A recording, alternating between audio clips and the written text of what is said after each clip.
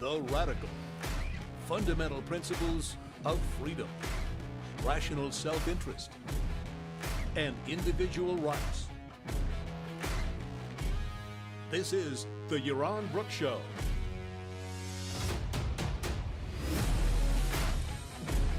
All right, everybody, welcome to Yaron Brook Show on this Thursday, July 18th.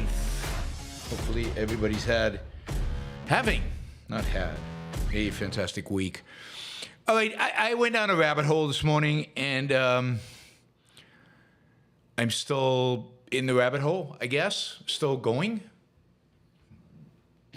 It's... you start and it takes you in all kinds of directions and everything. So I figured we'll talk about the rabbit hole I went through, and the rabbit hole is J.D. Vance. So we'll talk about that. So we're gonna deep dive into J.D. Vance's spiritual awakening into Catholicism. Maybe we'll do that. But you might be surprised, maybe not surprised, but. How many of you knew that J.D. Vance had read Ayn Rand, or had some thoughts on Ayn Rand, or had some view of Rand? I found a reference by accident as I'm reading an essay he wrote. I like reading these people firsthand, so I found a reference to a Randian, to him being to his Randianism.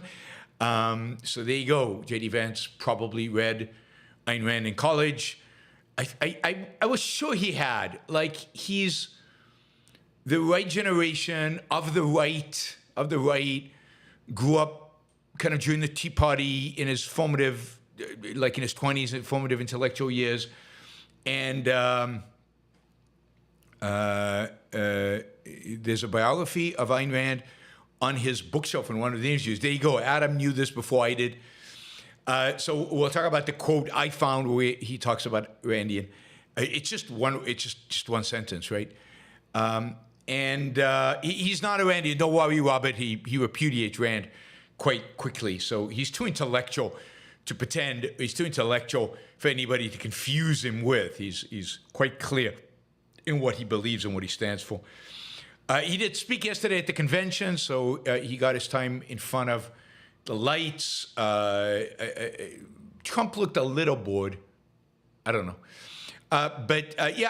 Trump and Vance, they don't really go together, right? I mean, Vance is intellectual. He's thoughtful, wrong, evil thoughts, but he's thoughtful. He's deeply religious, but he has a very intellectual approach to it. He can write. He writes intellectual essays. He's a good writer. He wrote, of course, his biography, Hillbilly Elegy. And Trump is the opposite. Trump's not a writer. Probably can't write more than a sentence would be my guess. He's not intellectual. He's the opposite of intellectual. He has no point of view. He's probably an atheist or an agnostic or just a cynic. They're very, very different characters. And I don't think they get along. I mean, from everything I've read, Trump was going to appoint Burgum from North Carolina, kind of a guy he can get along with, and who's kind of gray and non-distinct. And Trump wanted to go there, and his kids, Trump Jr. and Eric, really are the ones who just were huge supporters of Vance, and I can see that both his kids are much more intellectual than Trump is, and I mean, Trump's charisma comes from his lack of intellectuality, from his real estate developer, rough New York demeanor. I think a lot of his kind of charisma comes from that, and Vance just doesn't have that charisma because he's too sophisticated. And I will see how he evolves over rude and crude, as Jennifer says. I like that, rude and crude. And we'll see how J.D. Vance, how that develops or that evolves as J.D. Vance is exposed more and more to Trump over the next 4 years, I assume, right? If they win, assuming they win. All right, so I guess this is what we're gonna do. We're gonna do two things, I think, today for the most of the show, and then we'll see what other news we can squeeze in. We're gonna talk about J.D. Vance. We're gonna talk about the intellectual influences on J.D. Vance. I'm gonna read you some stuff from J.D. Vance's article about his kind of evolution, primarily focused on his return to Christianity, but really his discovery of Catholicism or embrace of Catholicism. We'll read a little bit of that. I got stuck on that essay for a while, so which is filled with quotations from Augustine. So it wasn't an easy or quick read. It took a while. And then the second thing I want to do, which is also going to take some time, is Tyler Cowen wrote a piece about, what has led Trump to be so successful? What is it about America? What is the change in vibe, if you will, that explains Trump? And he gives 19 reasons. Now, there's no such thing as 19 reasons. I mean, if you're ever tempted to give 19 reasons for something, give up, right? You should be able to consolidate them all into 3 or 4 reasons. And really, there are 3 or 4 implicit in the 19 that he gives. But I thought I'd go over the 19 and see what we think of them. That might take 6 hours. I don't know. Given my tendency to have, an essay to say about every sentence these people say. So we'll go through that. Tyler Cowen's a smart guy. He's an economist at George Mason University, not a semi-free market economist, and a very, very influential guy on the kind of libertarian-ish side, right? So we'll do that. Those two should take up a lot of time. Of course, we'll see how we do with your Super Chat questions. In the meantime, we've got a sticker from Robert, thank you, and we've got a $20 sticker from Silvanos, thank you.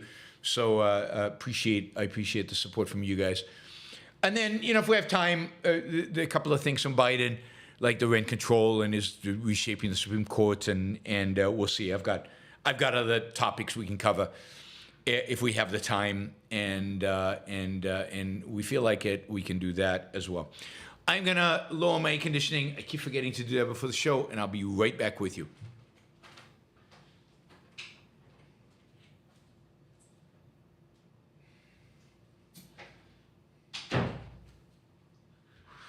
It gets hot on this side of the condo where my office is. The sun is coming in from that side, and it gets hot over here, and you just have to keep boosting the air conditioning to get the temperature down to a reasonable temperature where we can I can stay focused. All right. So let's talk about J.D. Vance. So J.D. Vance, there's an article today. This has got me into digging deeper. Article today in Politico, I think. Yes, Politico. Basically, the 7, what's it called? Yeah, the 7 thinkers and groups that shaped J.D. Vance's unusual worldview. So I like articles like this because, as you know, I'm a real believer that ideas shape history, and ideas shape people. Some people, ideas shape explicitly, and some people, they shape their character and they shape their focus and what they want to do in life implicitly. The more intellectual you are, the more explicitly ideas shape who you are and what you are. And you can learn a lot about a person by what ideas are important to them and what ideas have shaped them. And given that J.D. Vance is going to be probably the vice president of the United States and going to have a shot in the future at being president of the United States and probably a shaper and a real intellectual force behind the Republican Party. Now, assuming they're successful, right? I mean, if Trump and J.D. Vance win in November, but then crash, economy goes into recession, war breaks out, and America's impotent and ridiculous, and bad things happen, then he won't have much of an impact on American society and on America's future. The Republican Party will have to find a different direction, a different leadership. But if he's even semi-successful or moderately successful or slightly successful, he could become a real power in terms of the shaping of the American mind, the American way of life and American mind. So I think what shaped his mind is now going to be important, particularly, again, I'll say this one more time, particularly given the fact that Trump is so anti-intellectual, anti-ideological, anti-principled. He is not going to shape the future. The future is not shaped by men like that. Trump is a transitional figure. Trump is a figure that breaks the status quo and allows something new to emerge. And the new ideas that emerge, J.D. Vance has a real opportunity to shape them with his Catholic friend, the senator from Missouri, who, as usual, his name escapes me. All right, so let's go down some of the people that Politico at least identifies as having influence. So let me just say, I don't like to just use an article in the newspaper for this. I cross-reference and made sure that this is legit in terms of influences, and I think all of them. Josh Hawley, thank you, Soupy Creek Cask.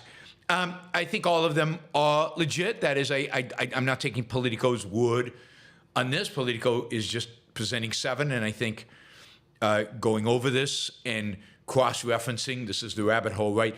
Cross-referencing the influence they've had or the connection they have with J.D. Vance has proved, enlightening and interesting. Josh is not Catholic. Josh is, they're all Augustinians because Augustine was influential on the Catholics and influential on the Protestants. So Josh Hawley is not a Catholic. He's just a religionist of a different type, but a huge Augustinian, very pro-Augustine.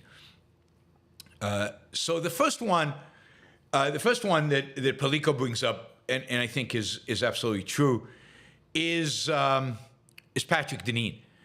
I've mentioned Patrick Denine many times on the show in the past. I mentioned him, I think, yesterday in reference to J.D. Vance, even though I didn't really know there was a strong connection between them, and now it turns there is. Denine is a professor of political theory at the University of Notre Dame. He rose to prominence in 2018 when he published a book called Why Liberalism Failed. Why Liberalism Failed. And liberalism here is a small L, or classical liberalism, if you will, meaning.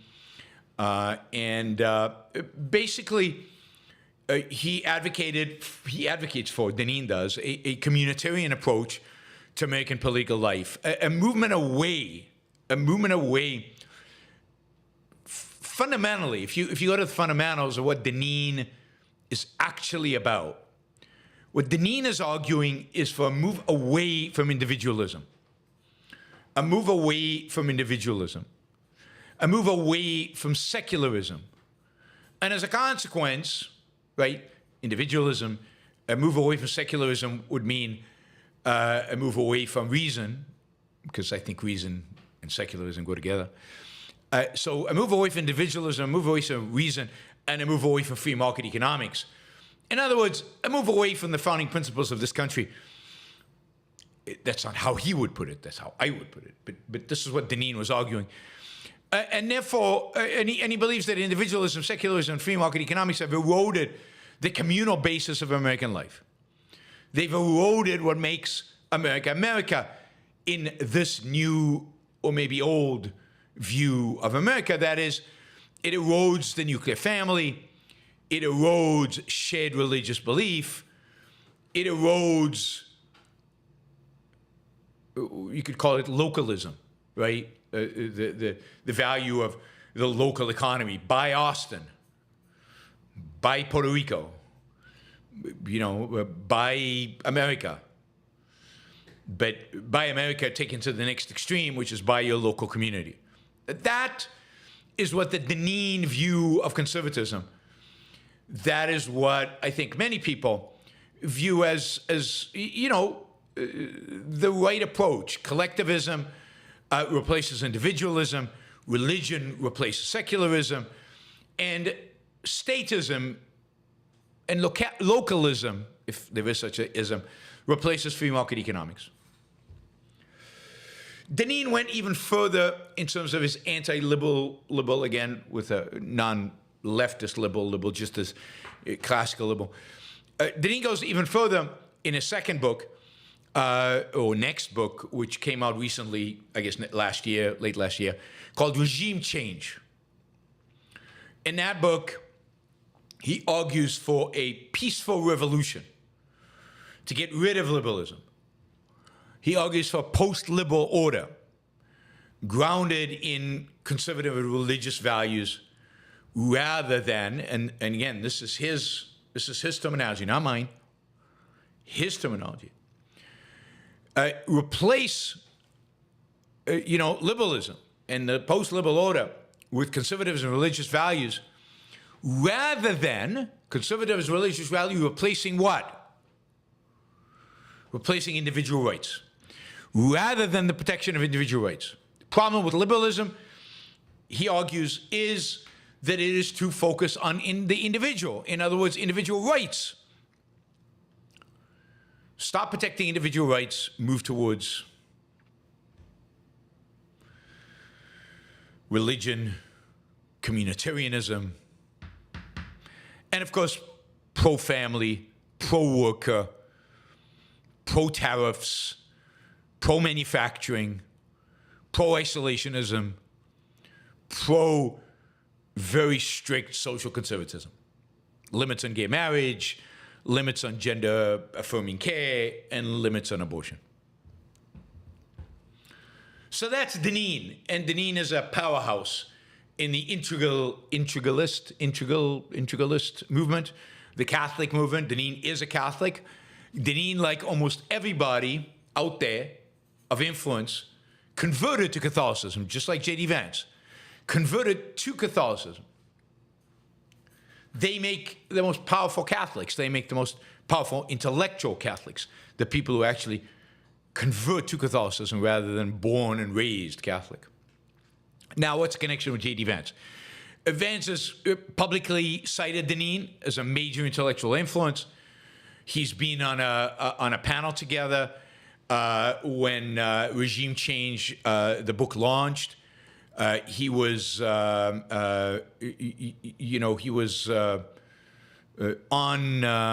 the panel talking about the book.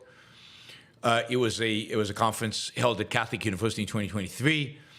Vance, at that event, identified himself as a post-liberal, with the post-liberal right, and he viewed his role in Congress, this is similar to some of the quotes I gave you yesterday, as part of the effort to engage in anti-regime, right? Regime being kind of the classical liberal regime. When Vance was chosen to be VP of Donald Trump's VP candidate, they haven't won yet, Denine praised him as a man of deep personal faith and integrity, a devoted family man, a generous friend, and a genuine patriot. I mean, generally, I've been kind of following Denine for, 2 years now, maybe longer. I remember when Illiberal Order came out in 2018, but I think I focused on him. Maybe it's been longer. Maybe it's more like 3 or 4 years. This is one of the real bad guys in America and on the American intellectual right. Really bad guys, him and Vermeulen.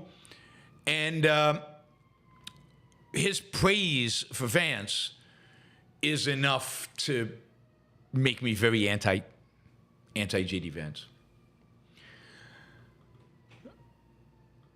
What is going on? give me a second here. All right, so that is Patrick Denine, one influence on Vance. Error opening the database. Very strange. Try this again. Opening the database. And close it.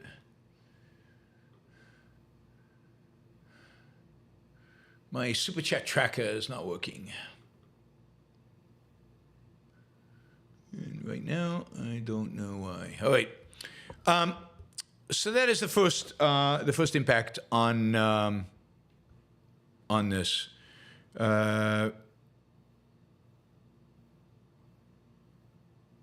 Liam says Super Chat is not letting me write Ayn Rand. Super Chat's been acting weird, in particularly aggressive manner. So I don't know what to tell you. Just write Rand. So skip the Ayn and see if that helps. All right. It looks like parts of my computer are frozen. All right. I don't know. Apple, I think, might be discouraging Apple users from using Chrome, and maybe is throttling Chrome in some way, and maybe one of their updates. I don't know. But Chrome, over the last few days, has just been crazy, and I'm not sure what happens if I force quit Chrome. Not good. I think I'm gonna have to move to a different browser at some point here. Let's see, will that work? That won't work. I think if I quit, I don't think anything bad will happen if I quit. So let me try to do that while I am. Let me try to, if the computer will let me. Let's see. Yeah, force quit. All right. There is a chance that when I do this, the world will end. The stream will end. I don't think it should, but there is that possibility. So, but I see no option but to do it at this point, given that Chrome is completely unresponsive, and I get the Opera sponsorship. Okay, here we go. Force quit Chrome. Hopefully, you guys are still there.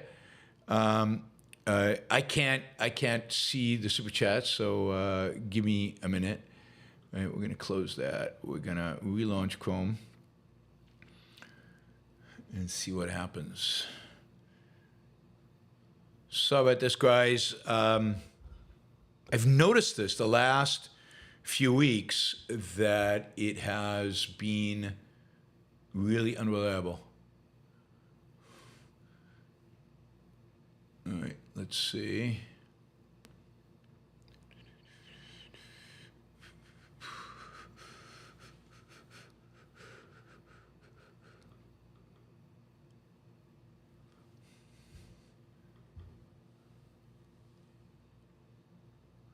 Are you guys there? Can somebody in the chat say something? Let me know that you're alive. No.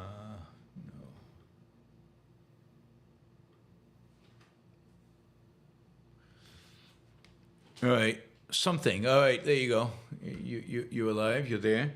That's good. Let me just do one more thing. God, I hate this stuff. Now it's giving me all this stuff in Spanish. That's great.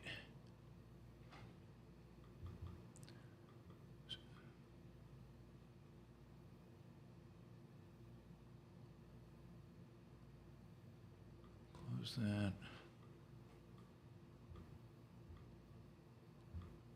All right, that's that. Almost there, 1 minute.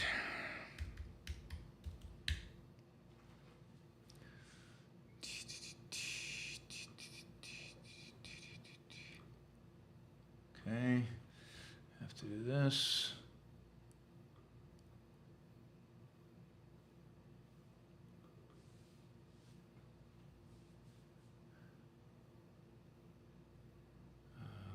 that. That. All right. You guys can hear and see me. That is fantastic. All right. Here we go. So, sorry about all that. Hopefully, that won't happen again. It did open all the windows except the one I was reading from. Okay, let's reopen that. Let's do this. All right, there we go.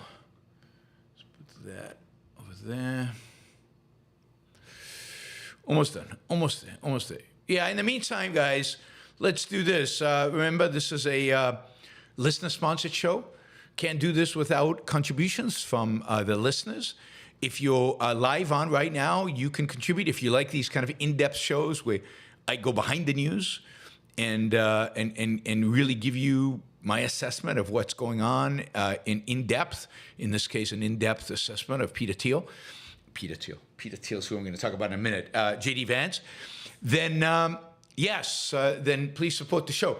You, those of you watching live, and there are quite a few of you watching live right now, please consider using the super chat to support the show and ask questions. That always that gives you control over the show. I answer any questions you ask, but also feel free to just contribute to the show using the super chat features. You can buy a membership. You can gift memberships. You can also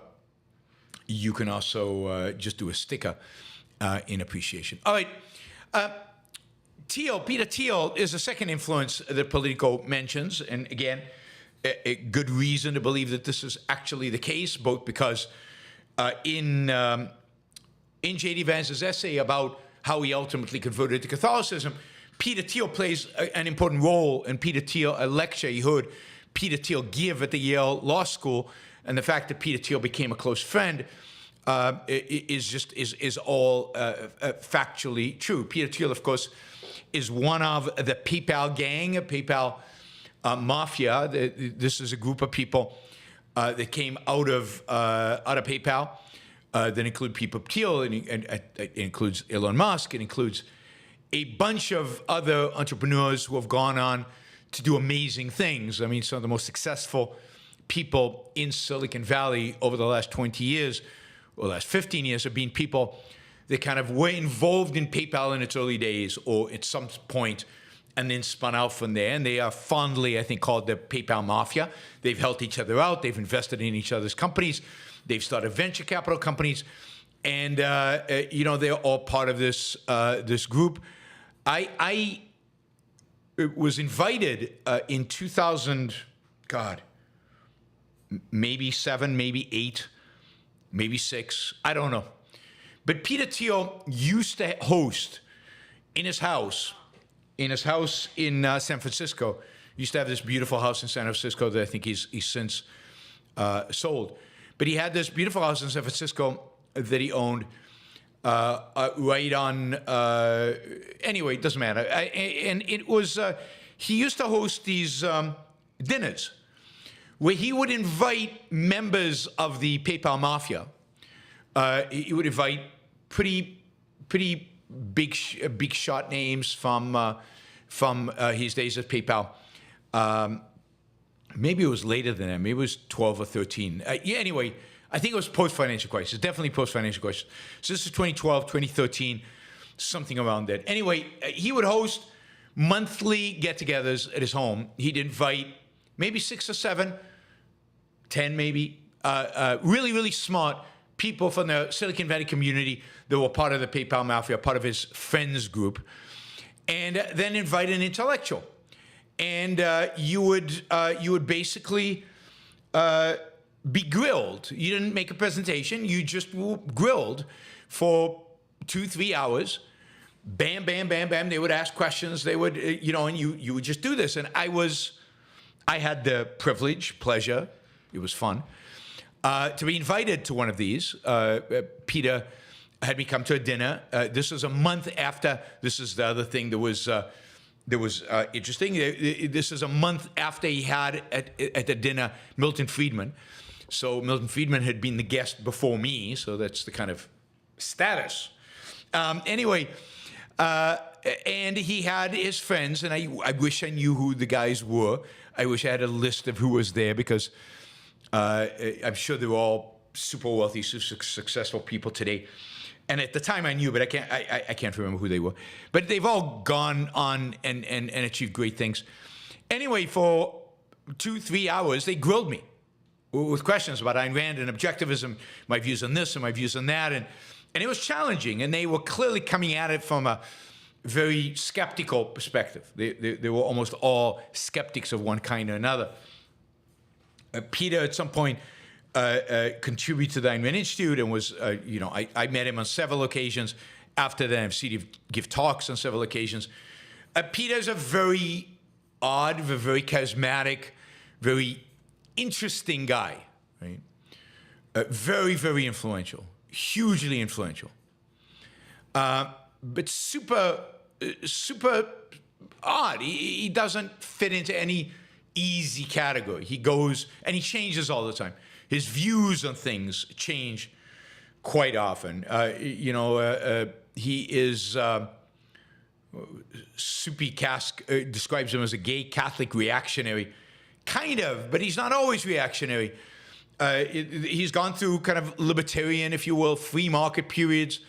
But then he dramatically shifted to being pro-tariffs and pro-protectionism and very much pro-Donald Trump in 2016. He spoke at the Republican National Convention in favor of Donald Trump. He then, I think, lost interest in Donald Trump, and this time around, he actually has said that he will not give money to any political candidate. He's not endorsed Trump this time. He was, in 2022, the money behind J.D. Vance. So J.D. Vance was one of Peter Thiel's candidates in 2022. And he's all over the map. He has this strange defense of tariffs. I actually saw him speak at Mont Pelerin Society in favor of tariffs in front of a bunch of free market economists. And so he has a very eclectic, strange, and constantly changing, I would say, view that's always a little off, not easily categorized as something specific, but he often has really interesting things to say. And of course, he is not only was he successful at PayPal when he was there, but he's been an unbelievably successful venture capitalist, incredibly successful. J.D. Vance worked for him as a venture capitalist. Blake Masters, who lost his Senate campaign in Arizona, also worked for him at his foundation. I met Blake Masters a couple of times, and a few times, and at his venture capital fund. So Peter Thiel has had a huge impact on Silicon Valley, on kind of the right of center leaning people in Silicon Valley. He's had a huge impact on a generation of thinkers. He's one of the most influential people out there, and he's got this eclectic view, but he's definitely religious. He definitely has this, Catholic streak to him, and he's definitely believes in kind of that the elites, American elites, have destroyed America. And as a consequence of these elites, and he's right to the extent that they're statists, they have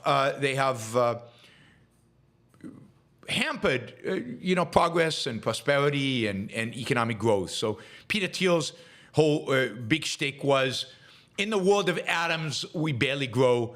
In the world of electrons, we might have innovation and growth, but almost no innovation in the world of atoms, in the world of actually big things. Very down on American industry, very down on American business outside of Silicon Valley, but at the same time, kind of very anti-China. We're talking about Thiel, and very anti-regulation. I think J.D. Vance gets that from him, but also very, very spiritually committed to religion, in spite of living, according to the rumors at least, a pretty crazy lifestyle, or at least on occasion has lived a pretty crazy lifestyle.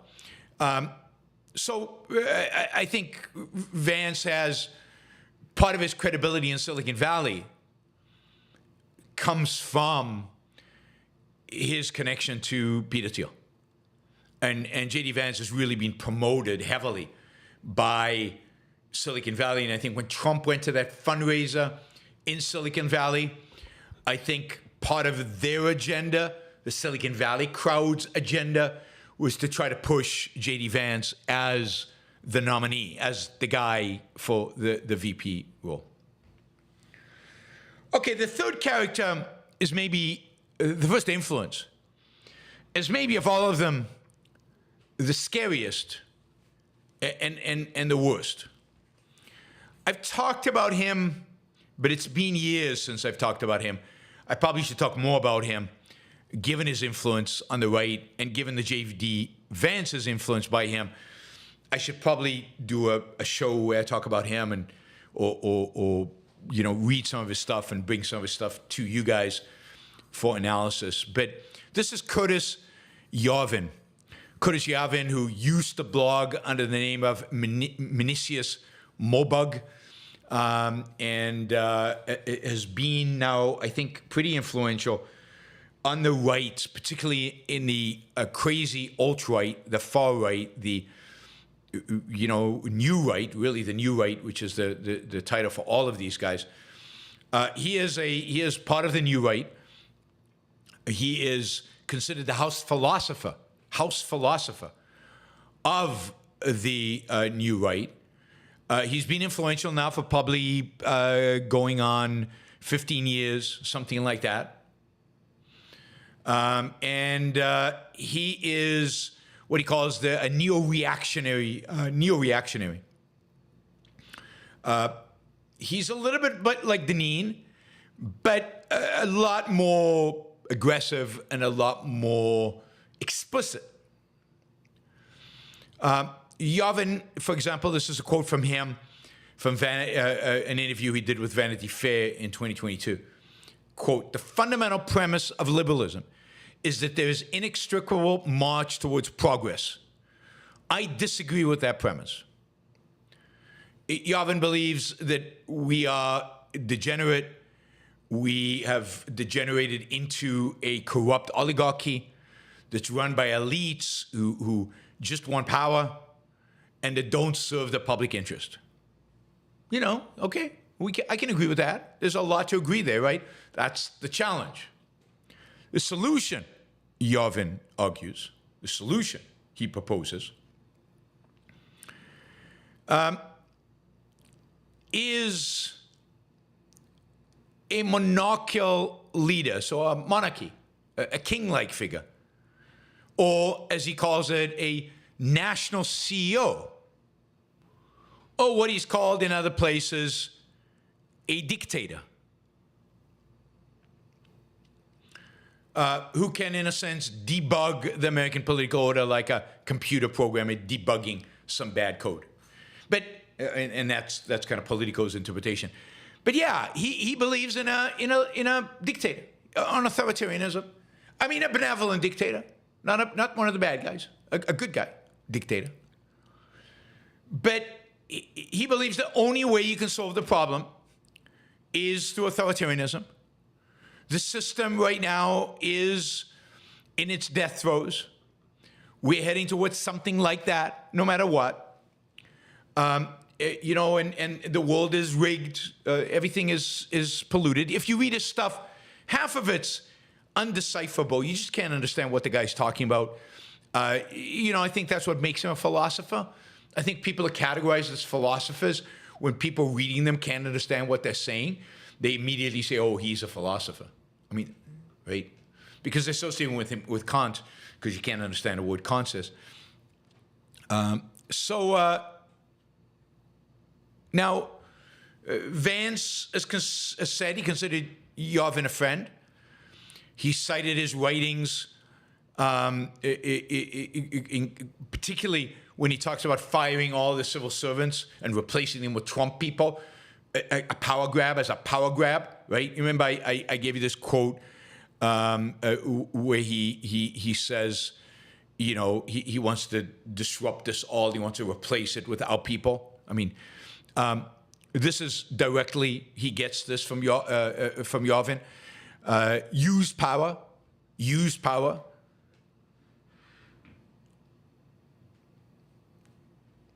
Yeah. Adam Schmidt says, Yarvin is unintelligent. The stuff I did not understand was laughable. The stuff I did understand was laughable. The stuff you didn't understand, you didn't understand. Yeah, I mean, I think that's absolutely right. He is the inspiration behind, what do you call him, BAP, Bronze Age Pervert, was also inspired by Yarvin. But Yarvin is very, very popular among the new right, among kind of, I talked about him back in, I think, 2016, 2017, 2018. He was very influential in the Claremont magazine. I'll talk about Claremont in a minute. So very, the fact that Vance considered Yarvin a close friend or a friend, I don't know. That's shocking and crazy, and just every more reason to believe that we really are heading towards authoritarianism here, and Vance is a big step in that direction, and that Trump is the vehicle, but Vance potentially is the actual content, the actual real thing.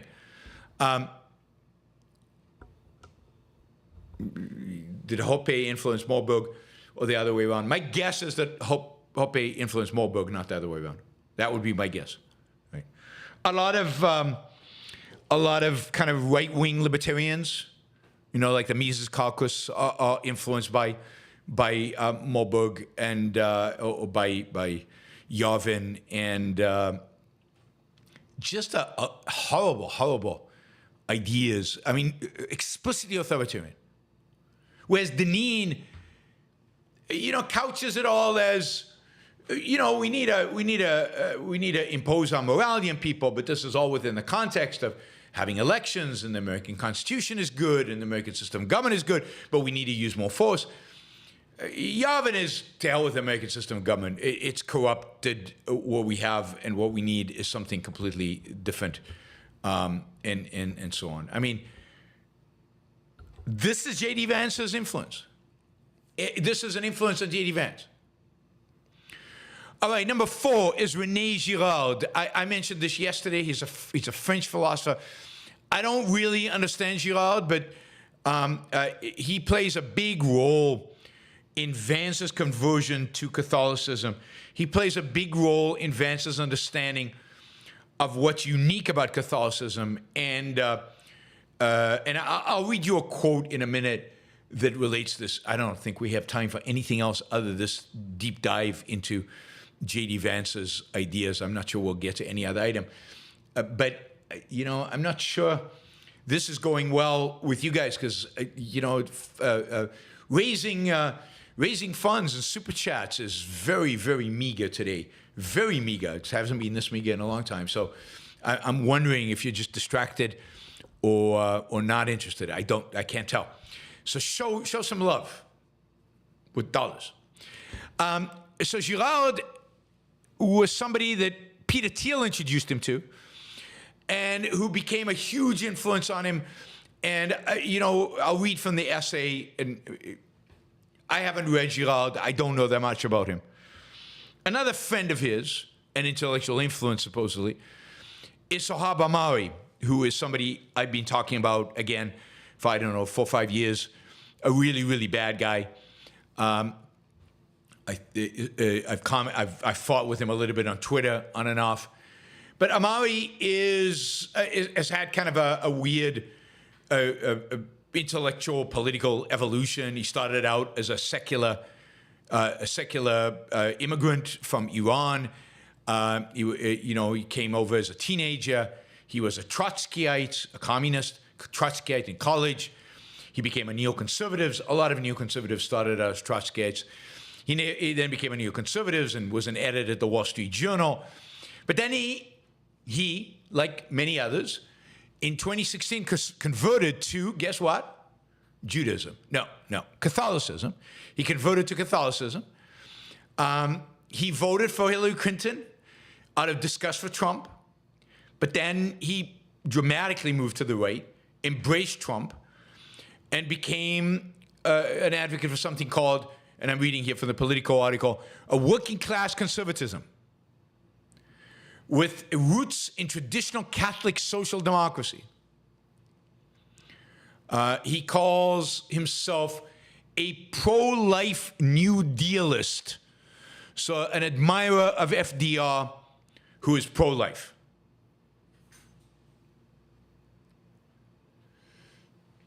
By the way, if you have questions, I see, where do objectivists go? Super Chat is a great way to ask a question. For $2, you can ask it, and you can show that way support.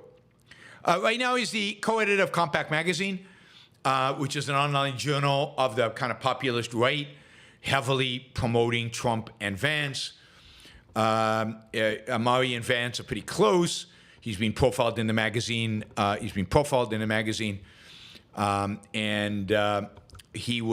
Vance was invited to speak at a conference, listen to this name, a conference for the common good conservatism in 2022.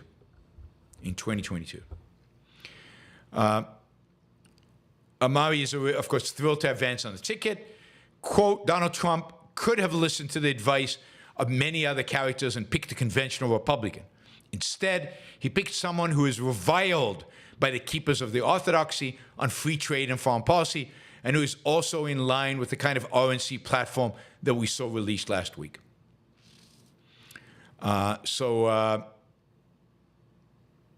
Yep. Another influence is the Claremont Institute. Claremont Institute used to be very much a individual rights, Constitution, Declaration of Independence publication.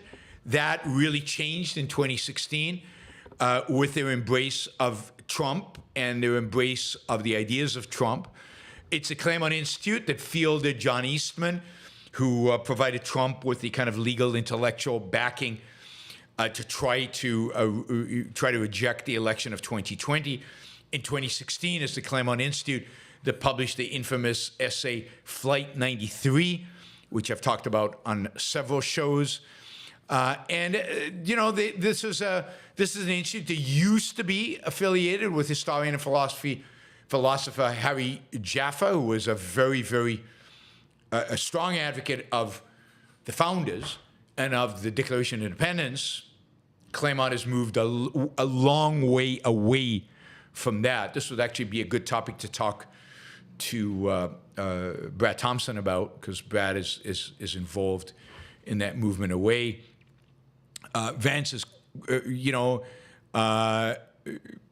Vance is closely tied to Claremont.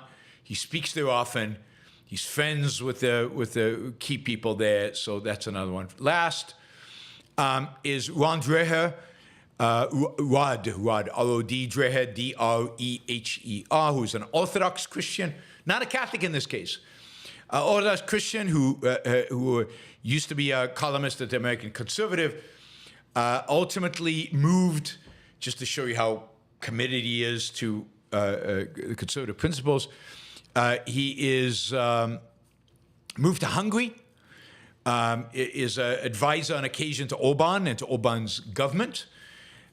He is kind of the intellectual supposedly behind that government.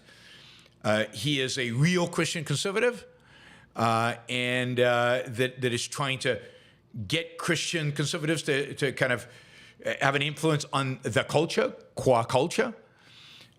He wrote a book. His latest book is A Manual for Christian Dissidents. That's the subtitle of it.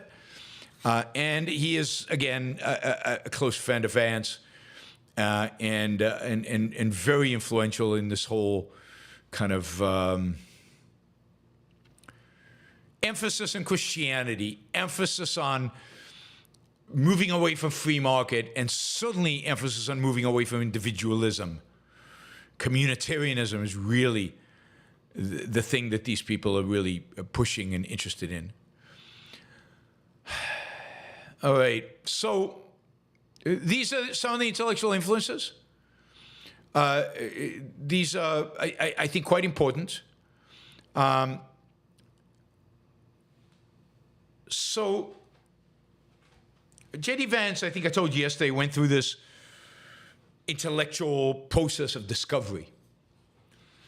He started out as a, in a family that was kind of evangelical, a Protestant emotionalist, televangelist, who didn't go to church but really believed in Jesus and everything was about Christ. Didn't like Catholics, didn't like organized religion, but were very Christian. To some version of atheism, to rediscovery of Christianity, to conversion to Catholicism. And, some of this it comes from his internal kind of struggles with what kind of person he wanted to be and what kind of life he wanted to live. So here's a quote from his essay where he's talking about the things, kind of the conflicts and the intellectual battle going on within his mind that ultimately led him to Catholicism and led him to this political view, this anti-individualist, anti-free market view of politics and how he came to be where he is intellectually, if you will. So this is when he's describing, he wrote this recently, but this is when he's describing his time at Yale University. He just met the woman who was going to be his wife at Yale University. And so this is what he writes, quote, this is J.D. Vance writing. Though I had fallen in love, I found that emotional demons of my childhood made it hard to be the type of partner I'd always wanted to be. And here's the kicker. My Randian arrogance about my own ability melted away. So, my Randian arrogance. So, what does Rand represent in his mind? We'll see as we go through this. What Rand represents in his mind, I think psychologically, is confidence, self-esteem. I think a drive towards professional success, achievement, merit. So he writes, my Randian arrogance about my own ability melted away when confronted with the realization that an obsession with achievement would fail to produce the achievement that mattered most to me for so much of my life. A happy, thriving family. You can see that how the notion of career versus family, I think, and career versus happiness, career versus spirituality, career versus, meaning in life, versus meaning in life. It's so interesting how that, I think, plays such a key role in people's abandonment of, call it a Randian view of the world, an abandonment of, a free market, individualistic approach, and embrace often of Catholicism or Christianity as an alternative. So I'll read you this section again and then we'll go on. My Randian arrogance about my own ability melted away when confronted with the realization that an obsession with achievement would fail to produce the achievement that mattered most to me for so much of my life, a happy, thriving family. Tomorrow, I'll do a show on happiness, and we'll talk about whether the two are in conflict.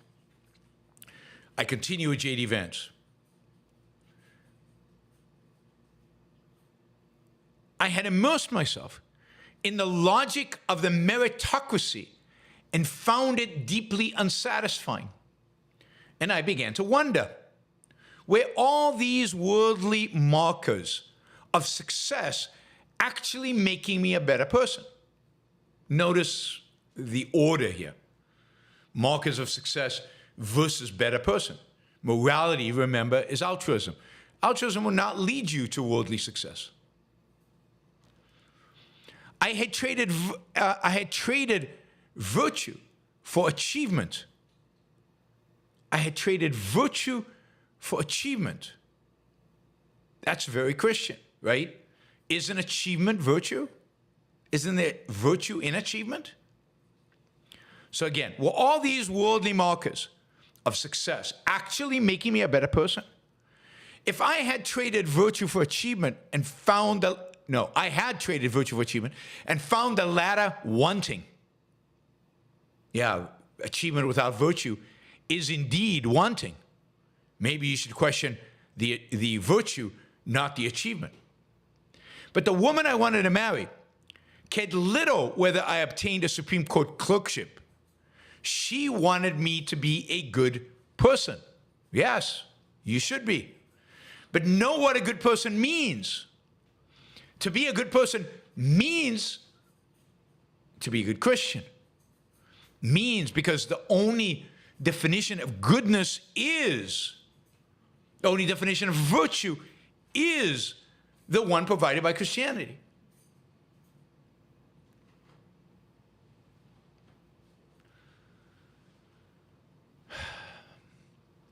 Continue, as I considered these twin desires for success and character, and how they conflicted and didn't, I came across a meditation from Saint Augustine on Genesis.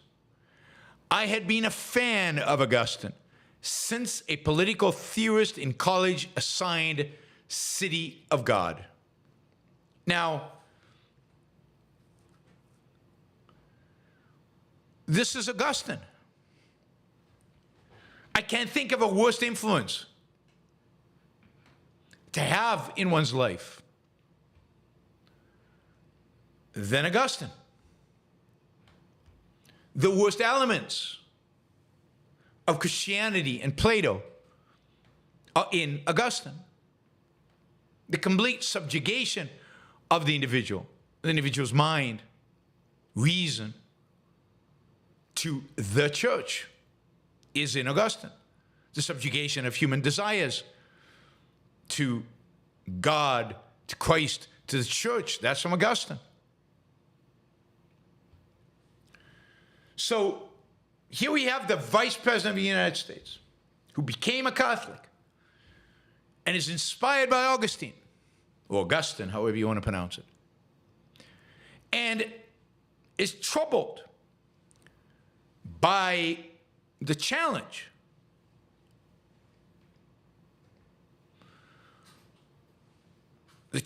of success and character. To what extent do they conflict? To what extent don't? Also, reading this essay, which he wrote, one of the fascinating things that comes across is a lot of his desire for success is because he's second-handed, and he acknowledges it, that he wants to fit in, that he wants to be part of the elite because he comes from such a horrible background.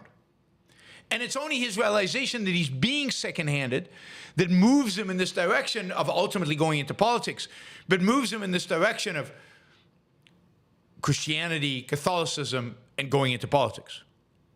It's because his desire for elitism, for the wealth, for the success, even though he does pretty well as a venture capitalist and he makes some money.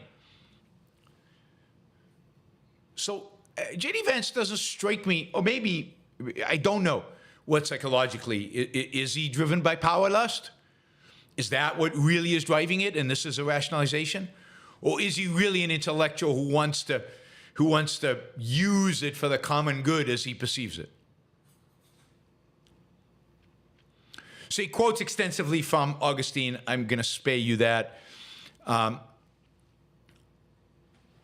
He also quotes from Girard, but I don't know. I don't know how much we want to get into Girard. Girard is challenging, and I'm not sure. Silvanos asks, can you remind us the difference between an objectivist and a Randian? There is no such thing as a Randian. I mean, a Randian is somebody who thinks they've been influenced by Rand, I think. People refer to themselves and other people as Randians. Oh, he's one of those who takes Rand seriously. Objectivism is somebody who adheres, Objectivist is somebody who embraces the objectivist philosophy, that makes the objectivist philosophy his own. At least tries to, and is committed to it. Fully, partially, but is committed to it. So a Randian is much more informal, right? He's been influenced by Rand. He's acting like a character from Ayn Rand, something like that. And often used in a derogatory way. Like, I think J.D. Vance is doing it here with regard to himself. But it is interesting, because it means he's read Rand. He knows what Randian arrogance means. It's Howard Rourke. That's what Randian arrogance means. When you think Randian arrogance, Howard Rourke. That's what he's trying to escape. That's what he didn't get the spiritual dimension of that. He got that is in conflict with family. That is in conflict with happiness.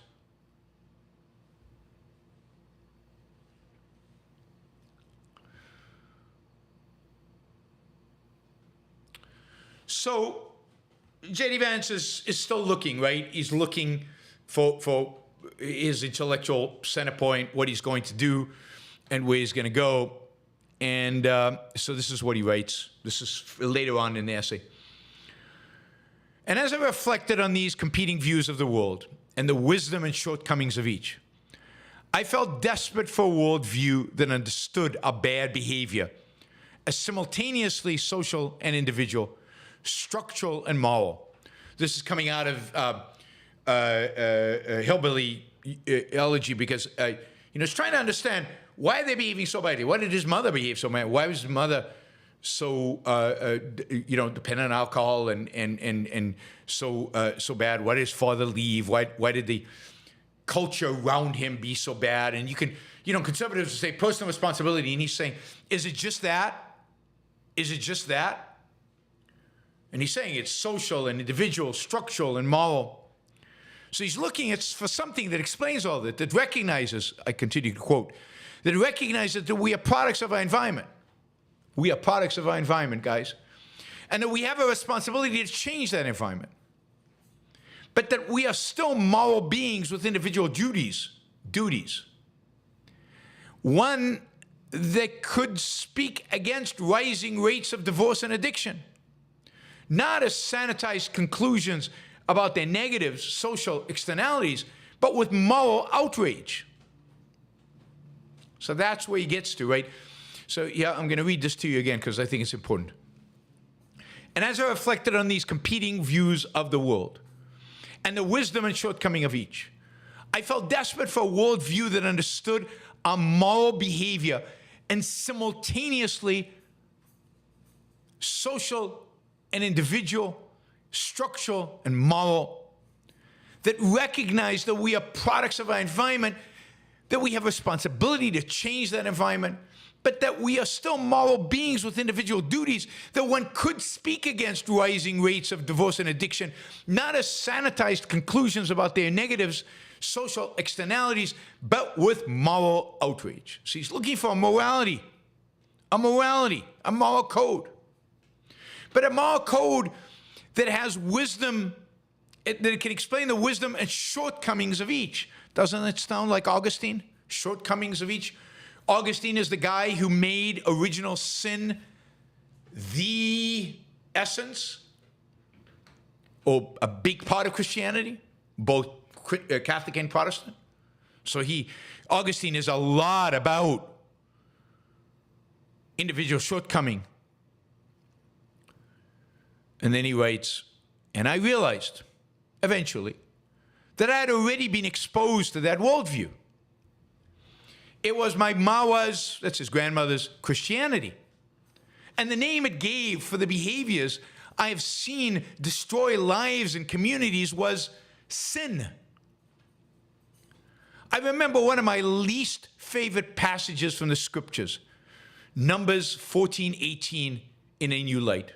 Quote, The Lord is slow to anger, abounding in love, and forgiving sin and rebellion.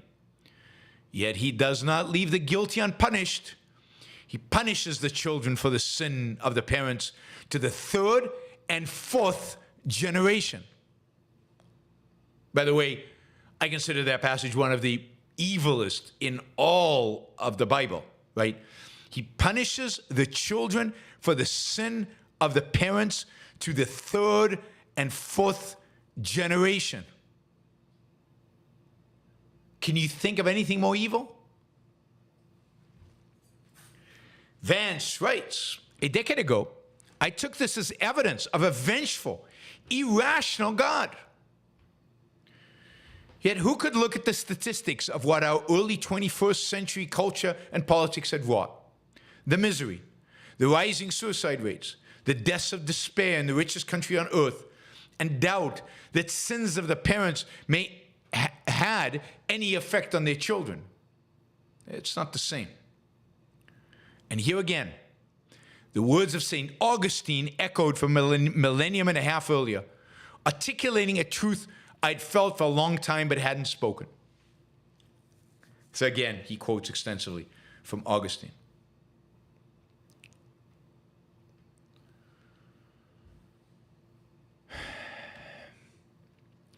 He summarizes,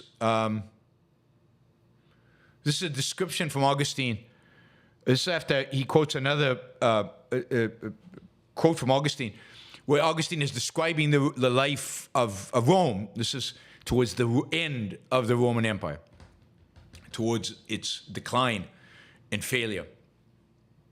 Vance writes about this. It was the best criticism of our modern age I'd ever read. A society oriented entirely towards consumption and pleasure, spurning duty and virtue, duty and virtue, duty.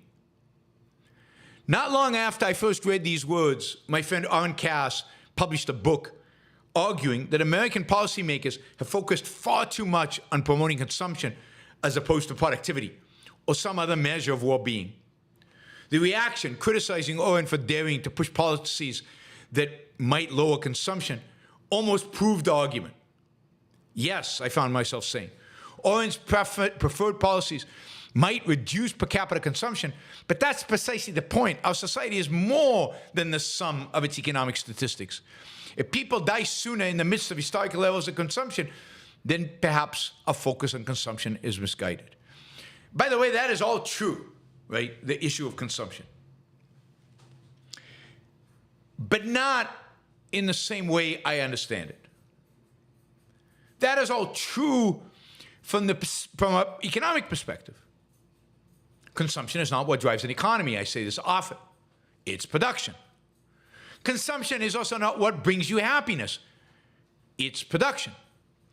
But here, it's not about that idea. It's not about the virtue of work. It's not about all of that. This is more about how dare they seek pleasure? How dare they be self-interested? How dare they pursue their own interests? That's what consumption represents to these religious nuts. It's not about let's free up production, because they're not about freeing up production. They're about, and from their perspective, this is Aaron Cass and J.D. Vance's, production is Marxist production. Production is muscle. Production is the worker. For them, freeing up production is emphasizing the value of the worker and rejecting, the CEO, the management, rejecting capitalism, rejecting capital, rejecting Wall Street, and celebrating the worker. Marx would be proud of both Cass and J.D. Vance. Anyway,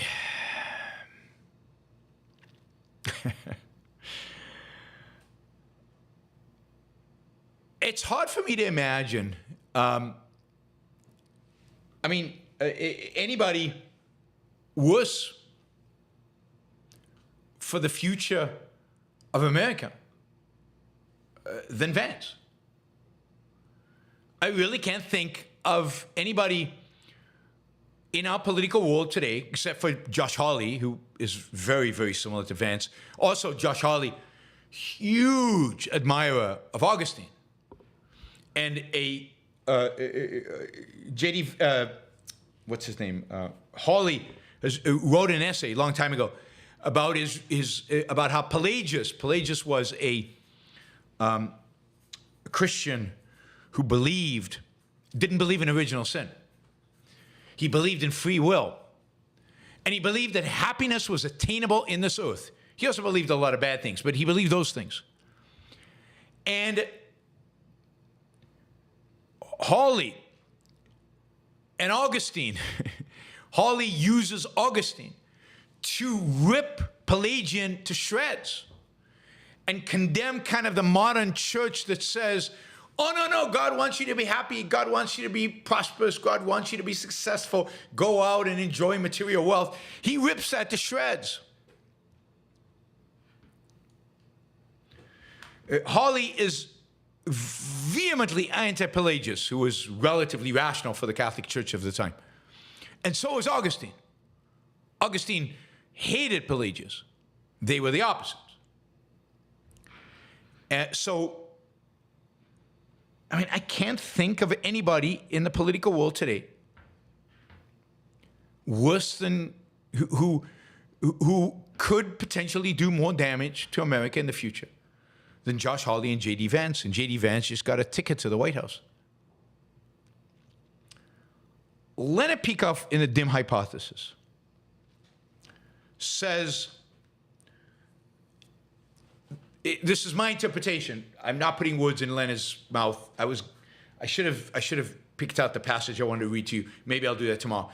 Tomorrow's a positive show, so maybe next week.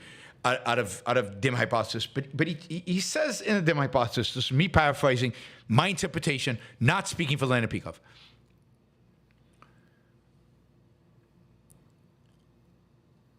He says the right,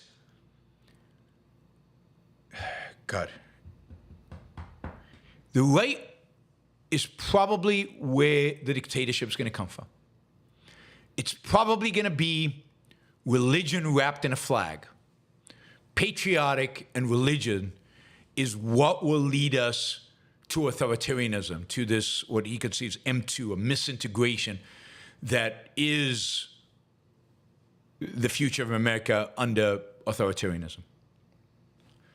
And he says, there's a passage there that he says something like, what the religionists are now missing are the intellectuals to lay the groundwork for that ultimate achievement, that ultimate success, that ultimate domination. They're missing the intellectuals. Well, here they are. In Patrick Denine, in Vermeulen, in the National Conservative Movement, in what's his name, Mudbug or whatever his name is, in the Claremont Review of Books, the Claremont Institute, in Sohrab. There they are. They're right there. They're right in front of our noses right now. Exactly as Leonard Peikoff predicted. Exactly.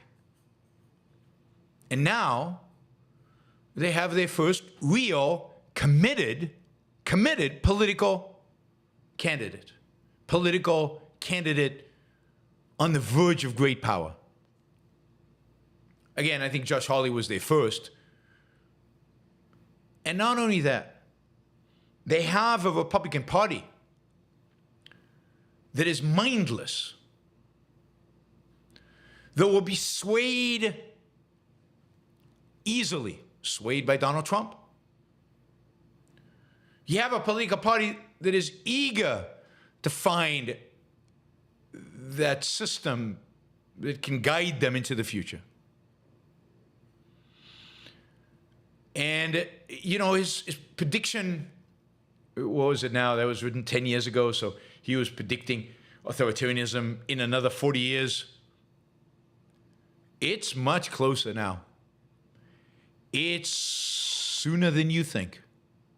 Because here they are. Here they are. It's no longer they will have to develop the intellectuals to sway the culture, to dominate. They have them. They are. And they're taking slowly the reins of power. It's scary, guys. I always thought that Trump was scary, but I thought Trump was setting in motion something that would take a while to play out. I thought Trump was setting in motion his mindlessness, his pragmatism would somehow delay the rise of these intellectuals. With this pick, he's given them a fast track. And it should have been obvious. It should have been obvious that this is the direction we're heading. That's pretty depressing. You know, the only thing, I mean, I know this is going to sound weird, and I hesitate to say it, but the only redeeming fact I can find in J.D. Vance is his wife.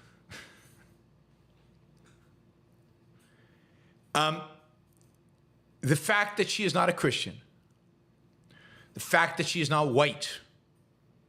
Do you know that when it was announced that Vance was the candidate, and when many on the internet discovered who J.D. Vance's wife was, when they started seeing pictures, they went ballistic. Like, well, we know this guy's not going to be a pro-white nation, or pro-white this, or pro-white that. So the racists, the real racists, they were not having any. They don't want J.D. Vance. J.D. Vance is, you know, the fact that he married a woman with brown skin, that disqualifies him right then and there. During her talk at the convention yesterday, she introduced her husband. And in that speech, she mentioned that J.D. Vance had adapted to her vegetarian lifestyle. She's Hindu. One of the Texas delegates heard that, and his response was, "Oh my God. Oh my God." So, you know, we will see, right? We will see how this all evolves. It's going to be fascinating. But here's a woman who's Hindu, again, super smart, Yale Law School, cloaked for Judge Roberts, cloaked for Judge Kavanaugh before he was at the Supreme Court. But Roberts, as chief judge, she was his clerk. That's something to get that position, that clerkship. Lawyer at one of the most prestigious law firms in the country. She's now left because now she's going to be wife of the potential vice president. She left her job. Too much conflict of interest, I guess. But maybe she's a rationalizing influence, a rational influence in his life. I don't know. Or at least a moderating influence. I don't know. But this guy's scary. This guy's scary. All right. I've just gone for an hour 20. I think that's enough. I think we'll limit the topic to this. We'll do the Trump thing maybe next week. Biden, red control, and he changes the Supreme Court. We can do that next week if it becomes actually relevant. So far, it's just rumors. The other thing that's happening is this morning, at least, it looked like pressure was intensifying on Biden to resign, to step away from being a candidate. I heard a Democrat say something like, a bullet couldn't stop Trump, but a virus has stopped Biden. As kind of representing the energy. Trump has got all this amazing energy, and look at Biden. He's now back home recuperating from COVID. That was a Democrat, wasn't a Republican saying that. And and that's going to be quoted quite a bit. I think that's a catchy of a line. So anyway, it looks like Pelosi and the Senate leadership and a lot of people are putting pressure on Biden right now. We'll see if anything happens. We'll see if anything happens. He probably won't do it during the convention. He'll probably wait during the Republican convention. All right, let's turn to your questions. Super Chat is still open. We've made a lot of progress. Thank you, guys. That is great. I particularly because of Tom. Abdullah, thank you. That is, I'm probably mispronouncing your name. I apologize, but thank you. Tom did $100 just with a thank you. And then the second $100 was, Peacock is right. Yes, dim hypothesis, no surprise. Thanks for fighting the menace of the far right.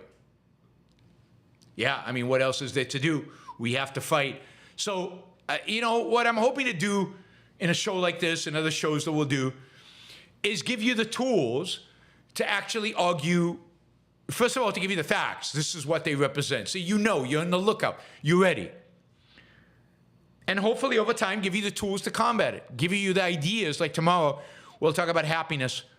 We'll talk about happiness versus ambition, versus success, versus meritocracy, which is what J.D. Vance. So give you the positive tools of how to combat this, because we're not going to combat it just by criticizing.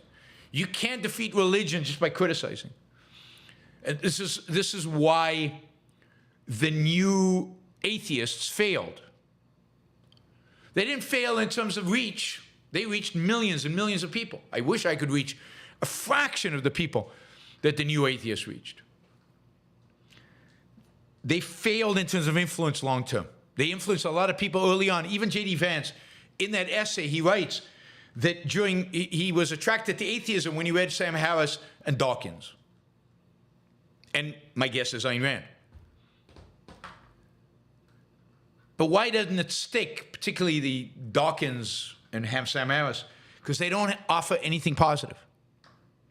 And we have got to offer the positive. We have got to provide an alternative. We have got to get the word out there as a positive. So I'm doing my part here. There's a new book in process. Not going to tell you anything about it until it's further along, but there is a new book that I'm involved in. We've got to get Ayn Rand's books read. We've got to get these ideas out there. We have got, and mainly the positive ideas. I need to figure out how to do this podcast so it's not all news and negative. Because it's not what I want, ultimately. What I want is the positive. Yeah, but the new book is, we're just starting. That's why I don't want to say anything about it. I don't know why I even mentioned it. Partially because I want to say content is going to be produced about these issues. And it has to be positive. That is the key. Positive, positive, positive. We need an answer to what Western civilization really is. Away from it being Christian. We need an answer for what the alternative to virtue and duties in the Christian sense is. We need more and more and more material on the objectivist ethics. No book yet on Yaron Rules for Life. That may be sometime in the future, but that's not the next project. All right, Andrew asks, unsure if you covered this line of Vance, quote, people will not fight for abstractions, but they will fight for their home. No, I didn't, but that's not true. Absolutely not true. But their right to their home is based on abstract ideas. He seems to have hostility to ideas yeah, I mean, there's a sense in which that's true. But remember, the Founding Fathers fought for an abstraction.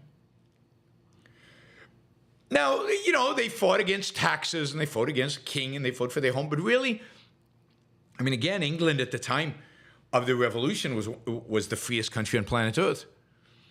So their notion of more freedom than what the British were giving them was an abstraction. But it's absolutely true that abstractions are harder. They're going to be harder. They're going to be harder for the common people. So, you know, it's true that in a world, an unintellectual world, an unthinking world that we live in, people will not fight for abstractions. They'll only fight for their home. And they'll fight for their home because they have some implicit idea that they care about their home. But it's not about individual rights. What he's really talking about here is about patriotism. Remember his big shtick at the National Conservative Conference, which we talked about, and at his speech in the convention yesterday, was America is not primarily a country of ideas.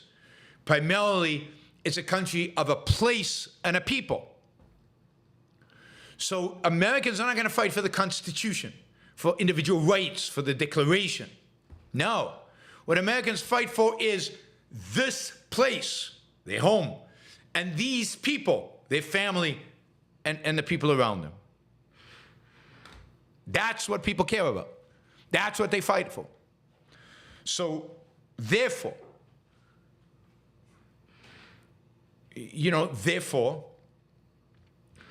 we need to fight for this place. We need to give place priority. And we need to give people priority, and therefore no immigration. No immigration. Strong borders, big walls. Because the place, fighting for the place and keeping the people in or out or whatever, that's what's important. That's what defines you as a nation. I always want to ask these people, so America was not a country before 1924? Because it basically had open borders before that?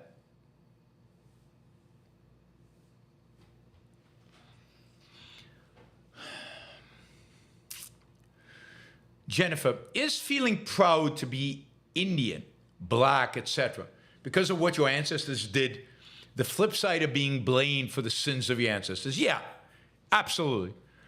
I mean, for me to be proud of being Jewish because, born Jewish, because Albert Einstein was Jewish is bizarre. What did I have to do with Albert Einstein? What relationship do we have? I mean, Albert Einstein was human. It gives me a sense of what the potential for human beings' genius is. Michelangelo, you know, so I admire genius, not your genes.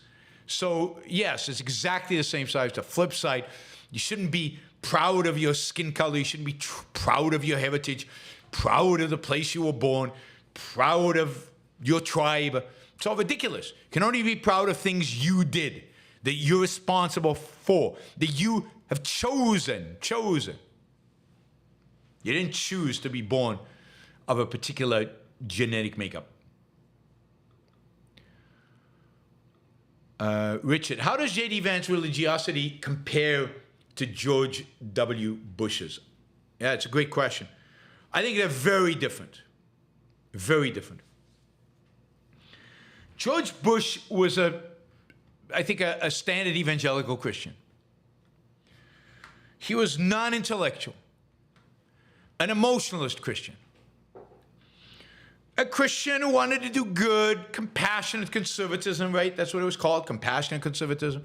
Wanted to be nice, wanted to be friendly, but with no real intellectual roots.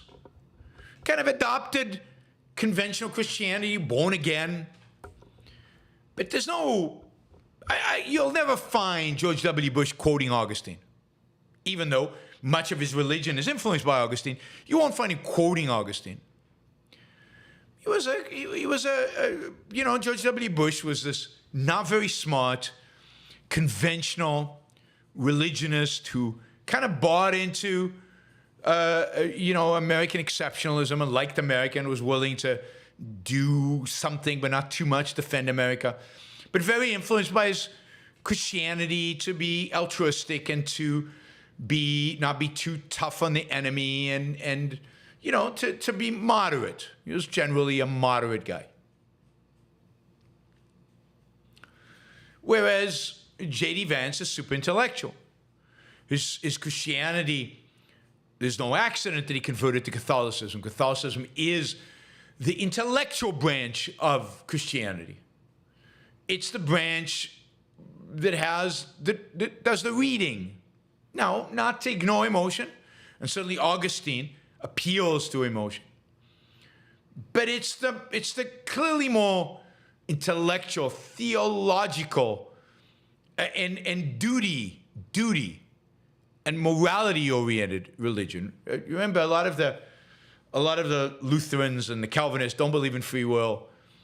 Whether you go to heaven or hell is already predetermined. So why even bother? No, I mean, even though Augustine holds those views, Catholics don't really internalize that. So for them, you have to be good. You have to strive for goodness. You have to actually, you have free will, and you have to really engage in it. You have to pursue morality. You have to pursue virtue. Virtue as they define it. Morality as they define it. Not morality as we define it. So I think very different in how seriously they take morality and how seriously they take the intellectual foundations of their religion. Alejandro, thank you for the sticker. Jeffrey Miller, thank you for the sticker. Y Hill, something like that. Thank you for the sticker. Really, really appreciate it, guys. Thank you. All right, we have got not that many questions today. I don't know what's going on. All right, well, we've got a few on the $5 and $10 variety, but there's plenty of time for you to ask a question in the super chat and for me to answer. We got 150 people watching, 152. Some of you must have questions. So a lot of you probably missed my lengthy monologue on J.D. Vance. All right, Urban, or maybe you can just do a sticker to support the show. My wife and I watched Hillbilly Elegy last night. She observed that Vance remembers Ohio positively. This makes me ask why. Why do people return to places that treat them badly? Isn't this irrational? I'm not sure I understand. She observed that Vance remembers Ohio positively or not positively? Badly, because that's where he returned to. So Ohio treated him badly. His childhood was a bad childhood, other than his grandmother. And the community was a bad community. Why does he return? Assuming what you mean is I mean, they return because out of a sense of duty and out of a sense of belonging. Remember, this is a mentality of place and people. This is what he says. It's not about ideas.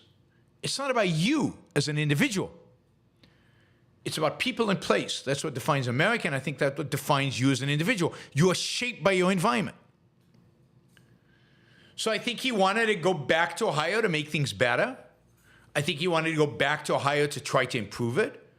I think he wanted to go back to Ohio. Maybe he had some political calculus that he could be, because he was a native son and he has this great story of rags to riches, could be somebody who could achieve political power through Ohio.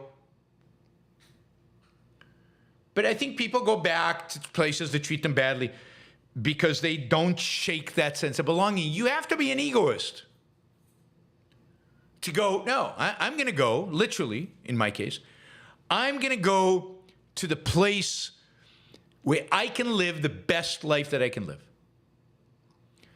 I can go anywhere in the world. I'll figure it out. Learn a new language, do what I need to do, so that I can live the best life that I want, that I can live the best life that I can live. It's possible to me. Now, people play into that. Where do my friends live? And if I, very, very close to my family, where does my family live? But for me, family never played a big role. It's not that important in my life. So I go where I'm going to live the best life I can. Doesn't mean I don't like my family. Doesn't mean I don't want to see them, but not that often. I'm not moving to Austin anytime soon. I'm happy where I am. I don't see any reason to move. So you should and can go anywhere. And I think people who are collectivist, who are emotionalist, and who gravitate towards being dependent on people rather than self-contained, want to move back. They're also connected to that past in some sense, right?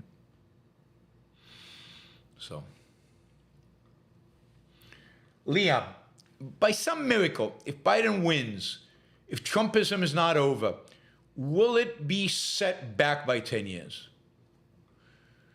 Well, I mean, I don't know. It depends on how big the victory is. I've said this before. If the victory is small, then they'll still think, oh, but we could have won. I think if they lose by a small margin, I still think it's Vance's party, it's Trump's party, and he'll claim fraud again. He'll claim fraud again, if only whatever. And he'll try to radicalize the party again. Now, he might not run in 4 years, but he might have one of his kids run, or he might have Vance run, or he might support somebody running.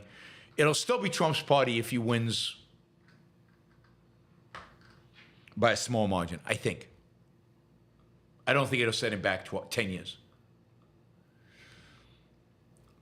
Just another physics grad student. Oh, wow. Just another one. As if from Denmark.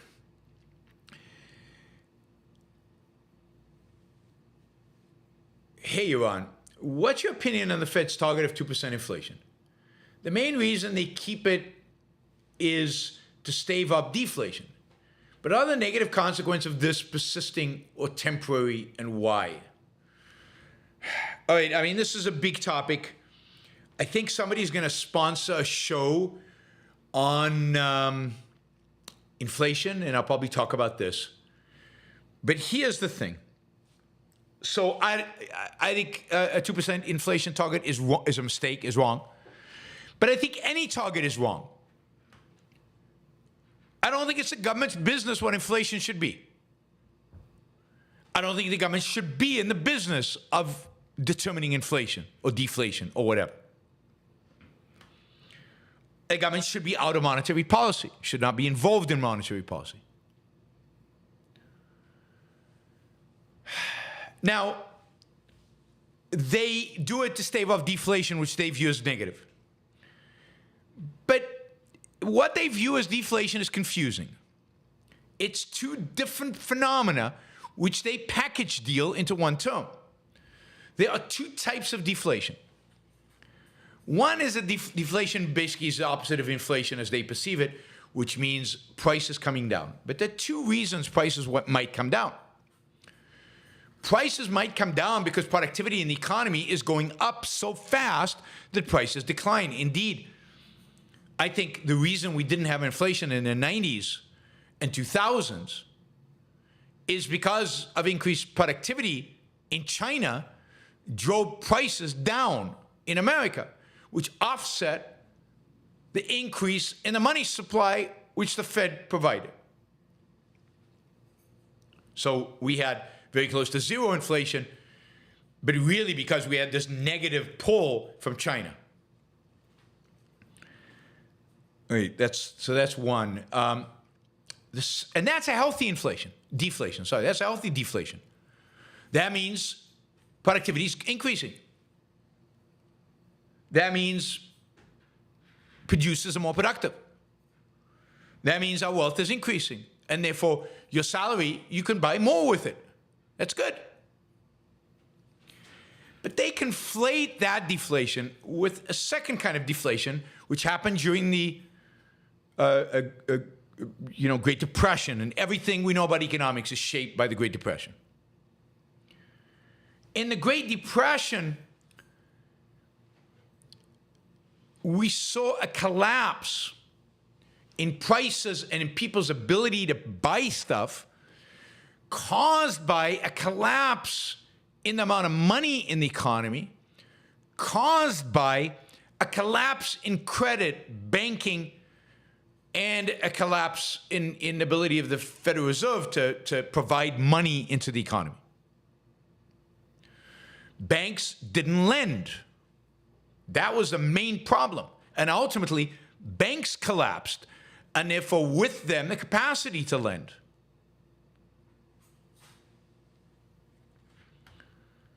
So that kind of deflation is incredibly destructive. We saw that in 2008. We saw that in Japan over the last 40 years.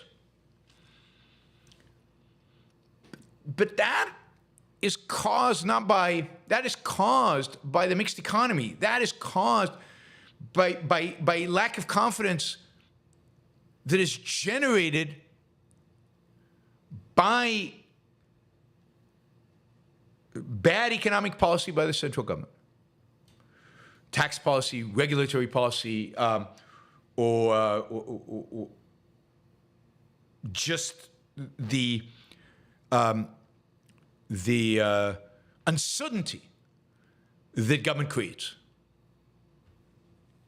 Bailing out banks, shutting banks down, bankruptcy, whatever.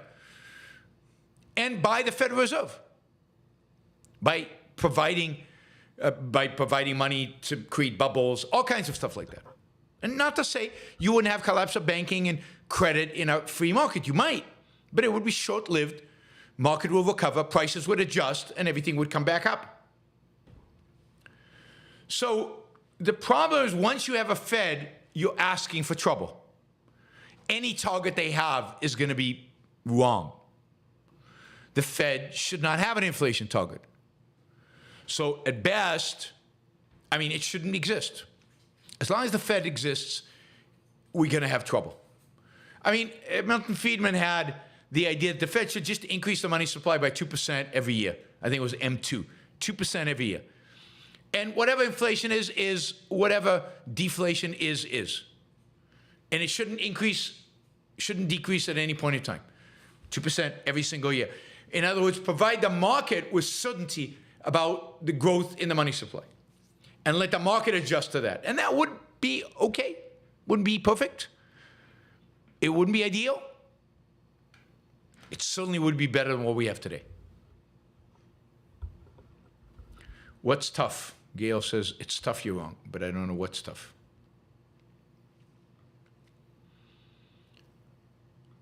All right, Krish, 100 Australian dollars. By the way, Krish, I'm coming to Australia. I am coming to Australia. We will be doing a conference in Brisbane in December, and then I'll probably be coming to Sydney and doing some talks. I don't know where you are, Krish. I don't know if you can come to some of these events. I hope you can, but please do. I'm really, really excited about the possibility of meeting all of you Australian fans of the Yaron Brook Show, meeting you in Australia. I'm really looking forward to that. That's going to be exciting. Wes, thank you for the $50. Really, really appreciate that. And just another physics grad student says, thank you, Yaron. I thought that was something about that deflation problem. I believe there have been some recent studies showing how deflation only really would have temporary negative consequences. The credit deflation would have temporary negative consequences. The productivity deflation would have no negative consequences. I never turn on my lights.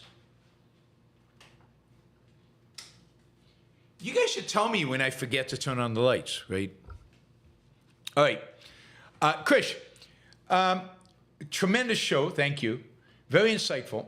I'm not sure Hinduism will help, unfortunately. I think it adds pragmatism. So happy you're working on a book. Being something more than yourself seems to be the answer from Peterson, Vance, and others. We need a better one. Yeah, and this is what we really need to drive into the culture. What we need is egoism. What we need is making the most of your life, making your life your meaning. Your meaning is you. That's your meaning in life. To make your life the best that it can be. That's meaning in life. You don't need anything beyond that. A commitment to that. Making your life over the long run the best that it can be. That's meaning. That's it. Don't make yourself great again. Make yourself great. Period. There's no again. I don't know if you were great before. Maybe you weren't. Thank you, Chris. Really appreciate it. Andrew, what do you think of my personal impression of Vance? I liked his personality and sensed honesty, though I'm repelled because of his ideas and his capacity to apply them. I don't sense power lust, just adjunct collectivism. I think that's right. I don't sense power lust either, whereas with Josh Hawley, I think you get a bit of a sense of power lust. I don't think you get it with Vance. He's more thoughtful. He's very thoughtful, but he is a pure collectivist. I don't know that I like his personality because he comes across as well, because I know his ideas, so it's hard for me. But yes, I don't get that sleazy sense. I don't get that power lusting, I'll do anything. But if I look at his biography, I think psychologically, he's probably a power luster. If you think about his self-admission about being an atheist because it helped him fit in with the elites, being successful, driven by a certain second-handedness, it strikes me that you don't abandon that second-handedness by adopting Christianity, quite the contrary. So I expect that he actually is a power luster. He's just a more sophisticated one, a more intellectual one, but my guess is he wouldn't have gone into politics unless he was. So while he might even rationalize to himself as no, common good, collectivism, all of that, I think emotionally, deep down psychologically, and this is me speculating, I think there's power lust there. You don't go into politics otherwise in the world in which we live. Given his history of being second-handed. What does second-handedness in politics mean? It means power lust in the end. All right, Stephen Katz says, I sent you $5 by Patreon. Hopefully you can answer this question. What do you think of game theory? Do you dismiss all of it as floating abstractions? If not, which is good? I think it's mostly floating abstractions. I think it can be useful to illustrate kind of the thinking process in certain situations, but you have to understand that the situations are artificial and they always have to have a closed system, because once you bring in data from the outside, game theory falls apart once you actually make it realistic, once you actually make it lifelike. So it's useful as a decision-making tool sometimes at an abstract level, but you should only use it and play with it, realizing that it's not reality.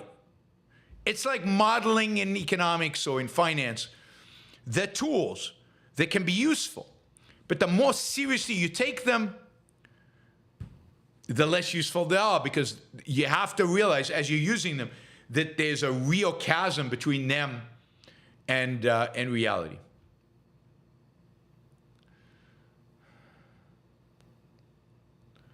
All right. Whoops. What did I just do? All right. God, sometimes I don't know what this is. All right. Let's see. What do we want to do? Jeffrey. I'll send a short list of Sydney restaurants before you go, if you'll have time. Yes, please. That'd be fantastic. And by the way, Jeffrey, I'm in Barcelona for a lengthy stay. We'll be there. We'll be in and out of Barcelona, but we'll be there basically based in Barcelona for 6 weeks. So if you have other than the obvious ones, if you have a list of restaurants recommendations in Barcelona, that'd be amazing. You know, I'm on a wait list for a number of days for Disfrutar, but you know, I don't know if we'll get it now that it's #1 restaurant in the world. It's impossible to get a reservation. It was always difficult, but now I think it's impossible. But if you have any others that you recommend, then send it to me. I've been to quite a few, but I'm sure you have some that I haven't. If you've been to Barcelona, I don't even know. I assume you have. All right. Hopper Campbell. What happens if there is a major recession during Trump's second term? Will his successor be a full-blown fascist? I don't think the American people will tolerate out-and-out fascism. I don't know what American people will and will not tolerate. Who would have thunk the American people would tolerate what we have right now? So I don't know. It could be another swing to the left if we have a major recession. It could be a shakeup within the Republican Party, and we get something different within the right. Hard for me to say. To what extent does it discredit just Trump or discredit the whole right movement, this new right movement? I don't know. Kabutau, Ayn Rand said we should live according to our nature, according to biology. Reproduction is part of the definition of life. How does it square?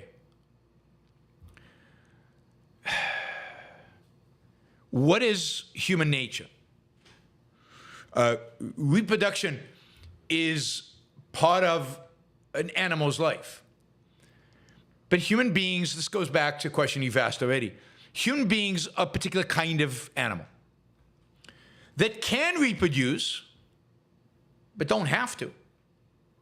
And as a species can only survive, of course, if they reproduce, but the individual level don't have to. Human beings are the rational animal. Or you can expand that to say human beings are an animal that is guided by reason, which means by free will, by thinking. That is their nature. That is the fundamental thing that makes them human. But once you introduce choice, once you introduce reason,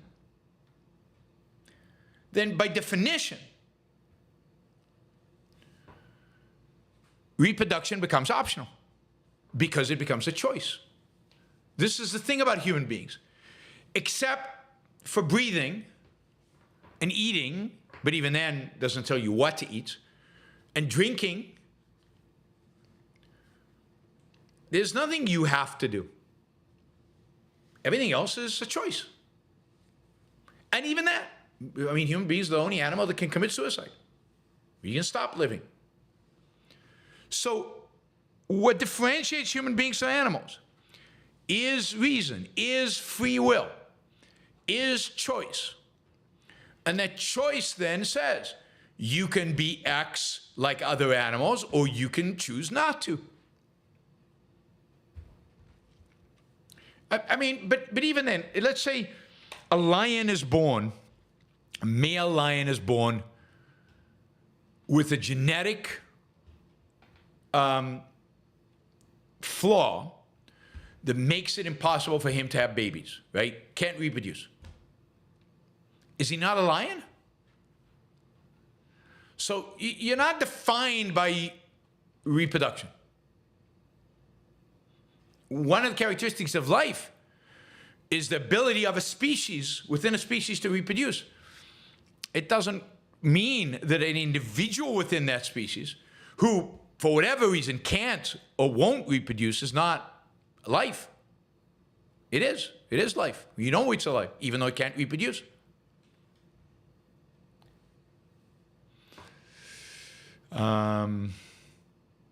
Haley, first super chat. Thank you, Haley. Haley Longford, really appreciate the support. Thank you. Wes, I think I thanked you already, but it's always good to thank you again. Thank you, Wes, regularly. Almost every show, with a significant contribution. Really appreciate it. Thank you, Kabatra. Not your average algorithm. When is ARI releasing the video of you getting into it with Bill O'Reilly? It seems he seems to think Biden will be stepping down any day now.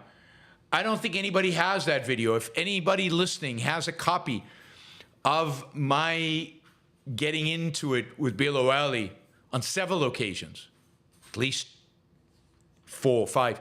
If anybody has video of that, please send it, send me some, because I don't have it. I don't have it on VCR. I don't have it anywhere. So it was the days where, and Fox never released those on YouTube. So I just don't have it. If we had it, I'll release it. Richard, Yaron, how much do you think the current state of politics, culture, and society has been caused by a concerted effort to make it so? How hard have the enemies of freedom, intellect, and individual rights been working? I mean, I don't see it as a conscious effort to destroy society. I see it as the inevitable consequence of the ideas set in motion by certain thinkers and adopted by intellectuals over the years. So, Kant and Hegel and Marx and the postmodernists, I mean, Kant might have set out to destroy the world, I don't know. But none of the others set out to destroy. They set out to try to think about the problems and give solutions, which just made things worse. And then intellectuals pick them up and they develop them, and each step is making things worse.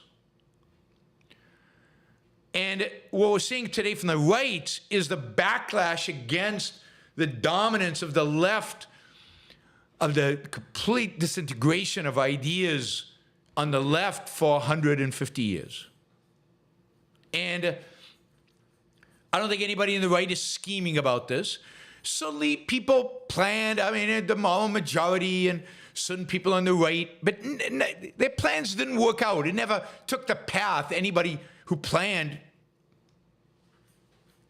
Reality took a different path, always.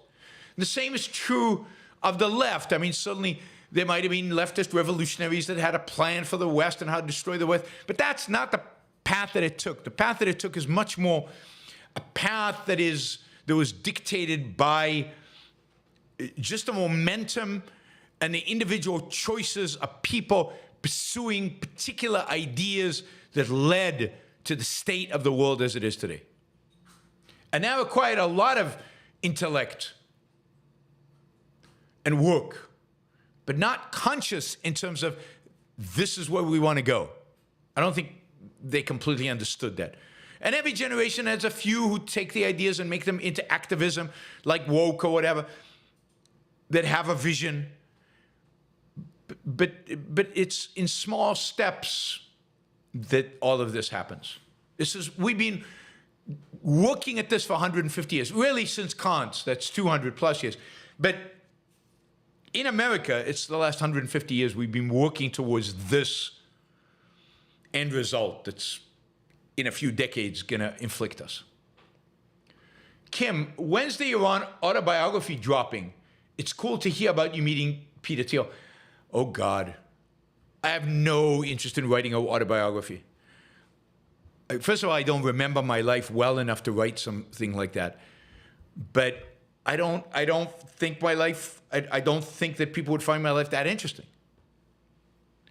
to write an autobiography. Now, if somebody at some point in my life comes to me and says, I'll write a biography I'll do interviews with you and then I'll write it up, fine. I would do that just for the fun of it. But what's the market? Who would buy it? Nobody's really interested. So no, Kim, I appreciate you know that. I've met a lot of interesting people in my life. That is true. But I don't know that it's material for an autobiography. And I don't remember enough. I'm not the kind of person who retains enough about those meetings to make them that interesting. Like I can't describe the room and I can't describe the people. I don't remember their names. And I mean, it would be a lot. If I had a good memory, maybe. But I don't even have a good memory. I mean, I've met Charles Koch. I've met a lot of interesting people. Met a lot of interesting entrepreneurs and academics and intellectuals. But I don't know that would make a good autobiography.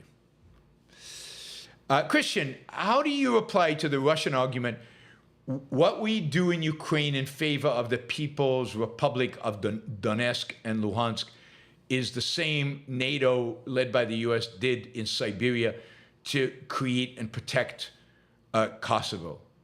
Oh, God. I mean, first of all, I gave a whole talk about this, about the fact that that's not what motivates the Russians, and Putin is very explicit about this, and none of that is the case. It's also true that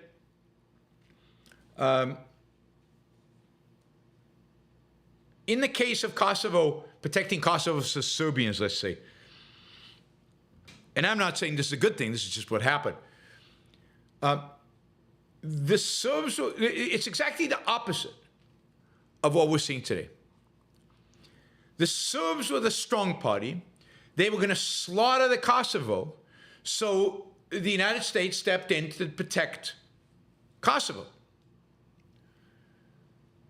The ethnic Russians in eastern Ukraine were not being slaughtered, were not being attacked. The opposite. The ethnic Russians in eastern Ukraine wanted to leave Ukraine, and they had powerful allies like Russia, and what the West is trying to do is protect Ukraine from them.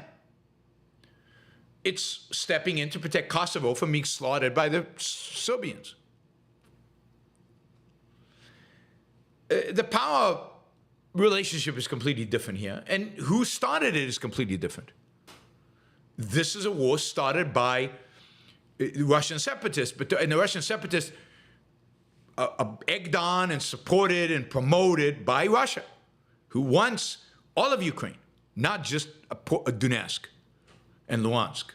They want all of it. They always have. So that's part of it. All right. I mean, we could go into a lot, but we'd have to do a whole show on Russia. And again, I think you get a lot of my views on Putin's true motivation from the talk I gave at Ocon last year, which you can find on YouTube for free. Apologies. How do genetics influence one's psychology? I don't know. I don't know that they do. I mean, they influence your inclinations, they influence your temperament maybe. I don't know how they influence your psychology. William, I asked a friend about Vance's philosophical underpinning, and he said voters are dumb and don't care about philosophy, so he shouldn't either. How do I convince my friend that philosophy matters? Oh, God. Give him the ominous parallels. Give him Leonard Peikoff's The Ominous Parallels. I mean, he should read that. That's what he needs to read. To convince him that ideas matter, that ideas shape history. He needs to read Ominous Parallels. I can't think of a better description. I don't know how to explain it better. Oh, the other thing you could do is give him a philosophy who needs it to read. Give him philosophy who needs it. Ayn Rand's philosophy who needs it. And I mean, that's what he needs. He needs that. And philosophy who needs it. Very short, very easy read. That's what I would give him. But most people are like your friend. Most people. Philosophy at Work. The influence you mentioned sounds like a plot jointly forged by Plato, Augustine, Hobbes, Rousseau, Kant, and Hegel. Objectivists assemble. Yes, we need to assemble to fight this plot.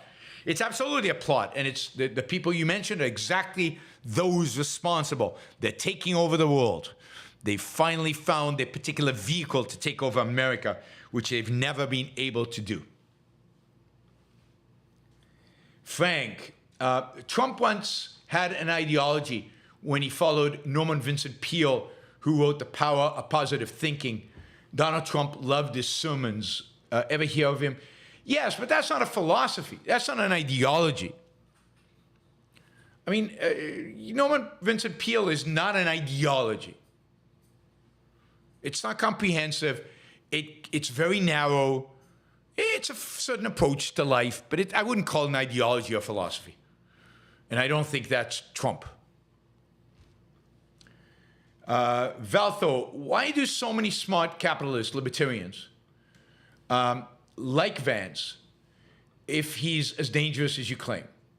Well, Thiel and Sachs are basically right in line with Vance. I mean, they're dangerous too. Thiel is dangerous. Their philosophy, their ideas are dangerous ideas. They will lead to their anti-freedom ideas. I think Thiel believes in ideas that I consider anti-freedom. He's against individualism. And Sachs is terrible, terrible, terrible, terrible. So these are exactly the people. These are exactly the people who made Vance possible and who promote Vance and who fund Vance because they hold the ideas that Vance have, even though they might not be quite as religious, although Thiel is. Now, I don't know about Andreessen. I don't know how much he's bought into Vance and Thiel and those guys. I think he is more just naive. I don't think he understands what Vance and these other guys stand for. Thiel and Sachs are bad guys, ideologically. Andreessen, I don't think so. I think there's a real difference. Andrew, request for a country rant reaction to Vance's remarks that China built up its middle class to the detriment of the middle class, major ignorance. I mean, it's a big topic which I need to talk about, which is the whole globalization. Actually, we'll talk about it. This will be a topic on Monday when I interview Scott Lincecum. We'll talk about this exact quote from Vance. There's no question Chinese middle class was built on trade with Americans. And those Americans benefited from that trade, just as did the Chinese. You could argue the Chinese benefited more. Probably true, given that they started out with a lot less. But Americans benefited.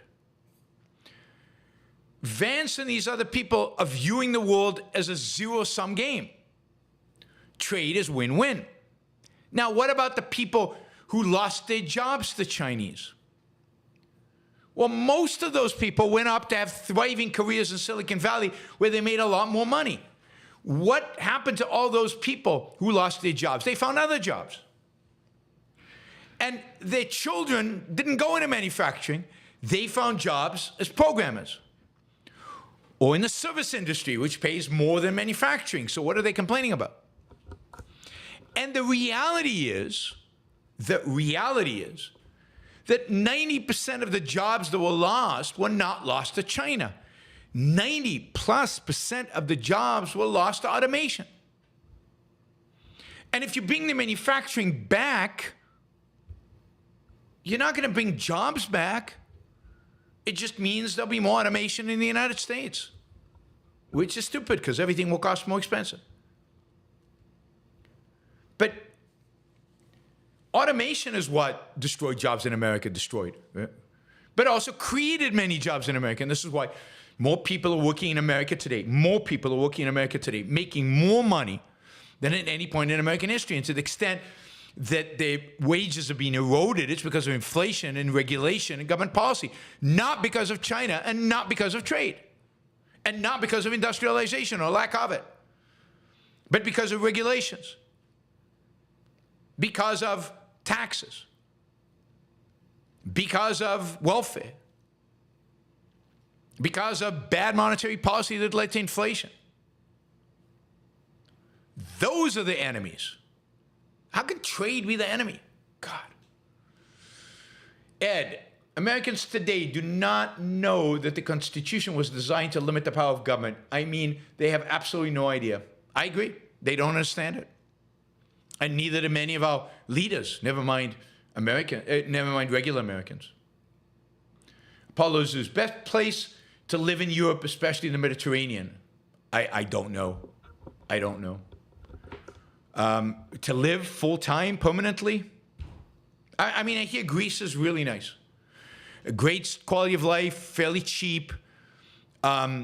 Really good tax regime right now for people who want to go there and work from there, like on their computer. Probably Athens. Ask Nikos. But there are probably places in Spain, Lisbon. Lisbon's not on the Mediterranean, of course, it's on the Atlantic. Yeah, I'd say Spain, Greece.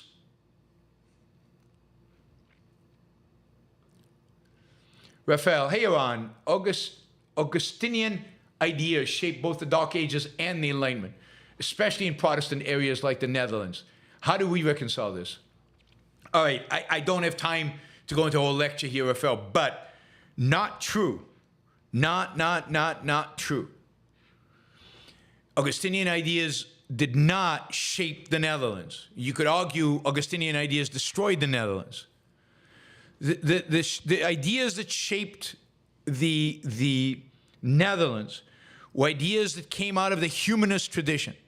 And the humanist tradition was not Augustinian. And out of Erasmus. Erasmus was not Augustinian.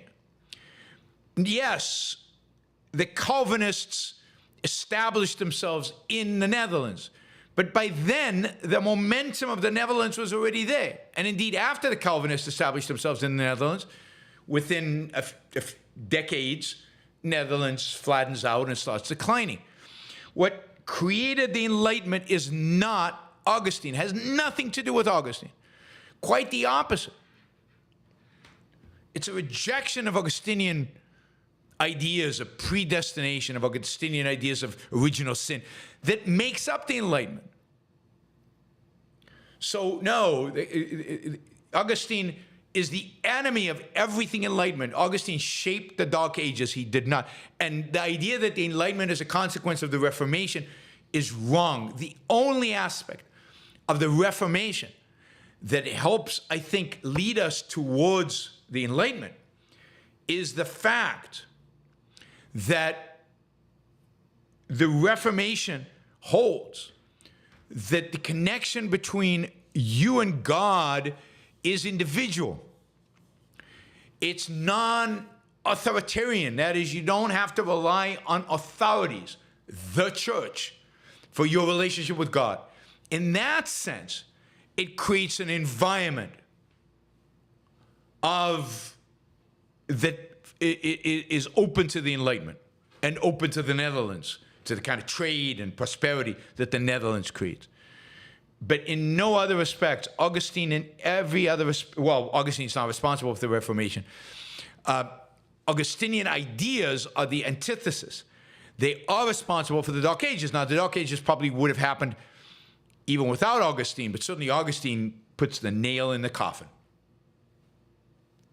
We can talk more about that when I'm in Lisbon, Raphael. Gail, I think you're right, Yaron. We are very close to another theocracy. Will some of us be rounded up?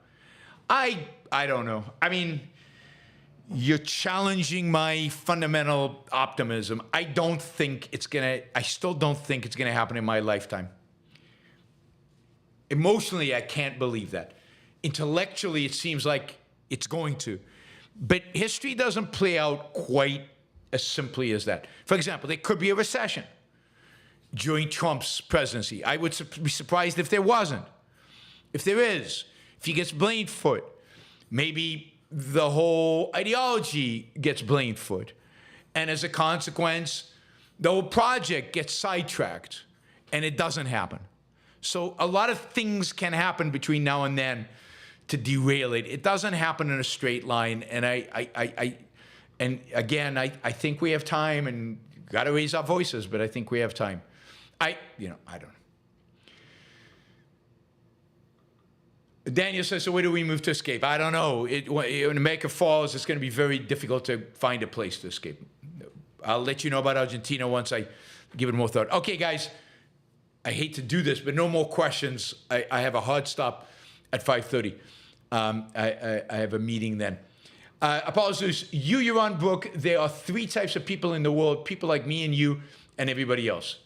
I doubt that's true, Apollos. Richard, 6 Weeks in Barcelona by Yaron Brook. That would be my next book, yes. Kim, this is about my autobiography. How unfortunate. I would pay any amount for Yaron biography. Someone write it. One, Yaron must approve that. I mean, if somebody, again, comes to me and says, I'll interview you and write the thing, and you just edit it and approve it at the end, I'd probably say yes at some point in my life. But you have to find that person. You have to pay that person. You have to, if somebody's interested, let me know. Not now, like in 10 years. I'm too busy now. Thank you for inspiring me to work harder in life. Thank you, Matt. Thank you that you're letting me know I inspire you. That's exciting for me. Wolfbrand, Leverett. The other day, you were talking about the inefficiencies of state militaries. Do you think that privatizing or partially privatizing militaries is a better or useful alternative? No, I don't. I don't think you should ever privatize militaries. I don't believe in private armies. I don't believe in military contractors. None of that. This is what I hold. The military should be small and deadly. It should be deployed to crush the enemy in brutal, uncompromising fashion. It shouldn't need to be overly sophisticated because its primary responsibility is to crush. It doesn't have to build democracies, fight insurgencies, all of that requires complications, thinking, planning. It needs to be able to design a strategy to annihilate or eliminate a threat. And I think the military is very efficacious in doing that. And if it's small, and if its mission is clear, then I think it can be effective. The problem is when you give it contradictory statements. You have to win, but don't kill civilians. You have to win, but you have to get approval from a lawyer before you fight it. You have to win, but you have to build democracy at the same time. You have to provide water and electricity, and don't do this and don't do it. Then it's impossible. Then they become little central planners and they become inefficient and unproductive. And even the Israeli military, that happened. So now there's still going to be mistakes, there's still going to be inefficiencies, but that would happen in any case because you're dealing with force. So no, I can't imagine a privatized anything, and privatization only makes things worse. And certainly in Iraq, I think having private contractors made things worse, and it distracted. The only reason to go to war is to win quickly, and with the least casualties to your side possible. All right, last question, although we have $8 to make our target if somebody wants to do a sticker. Interesting that, like Vance, Augustine suffered from second-handedness per his autobiography. Yes, he did. Why would a second-hander would be drawn to Christianity? Well, because ultimately, what does it mean to be a second-hander? It means to go by the dictates of others. Well, what does Christianity provide you? It provides you the ultimate other. It provides you with the ability to be truly mindless and yet view yourself as a saint, view yourself as a hero, view yourself as good and virtuous. How are you good and virtuous? By being second-handed, by doing what you're told, by listening to this other power. So it gives you the ultimate other to which to sacrifice, the ultimate other to which to listen to and try to impress. Enter the game, $10. Thank you, enter the game. See you at the Positive Show tomorrow. Yes, guys, see you tomorrow. Thank you all. We made our goal. That's fantastic. Started slow, but you guys picked it up. Good questions. Hope you enjoyed the show. Like it before you leave. If you're not a subscriber, please subscribe. And I'll see you tomorrow, 2 p.m. East Coast time. I do think it'll be actually at 2 p.m. tomorrow. Bye, everybody.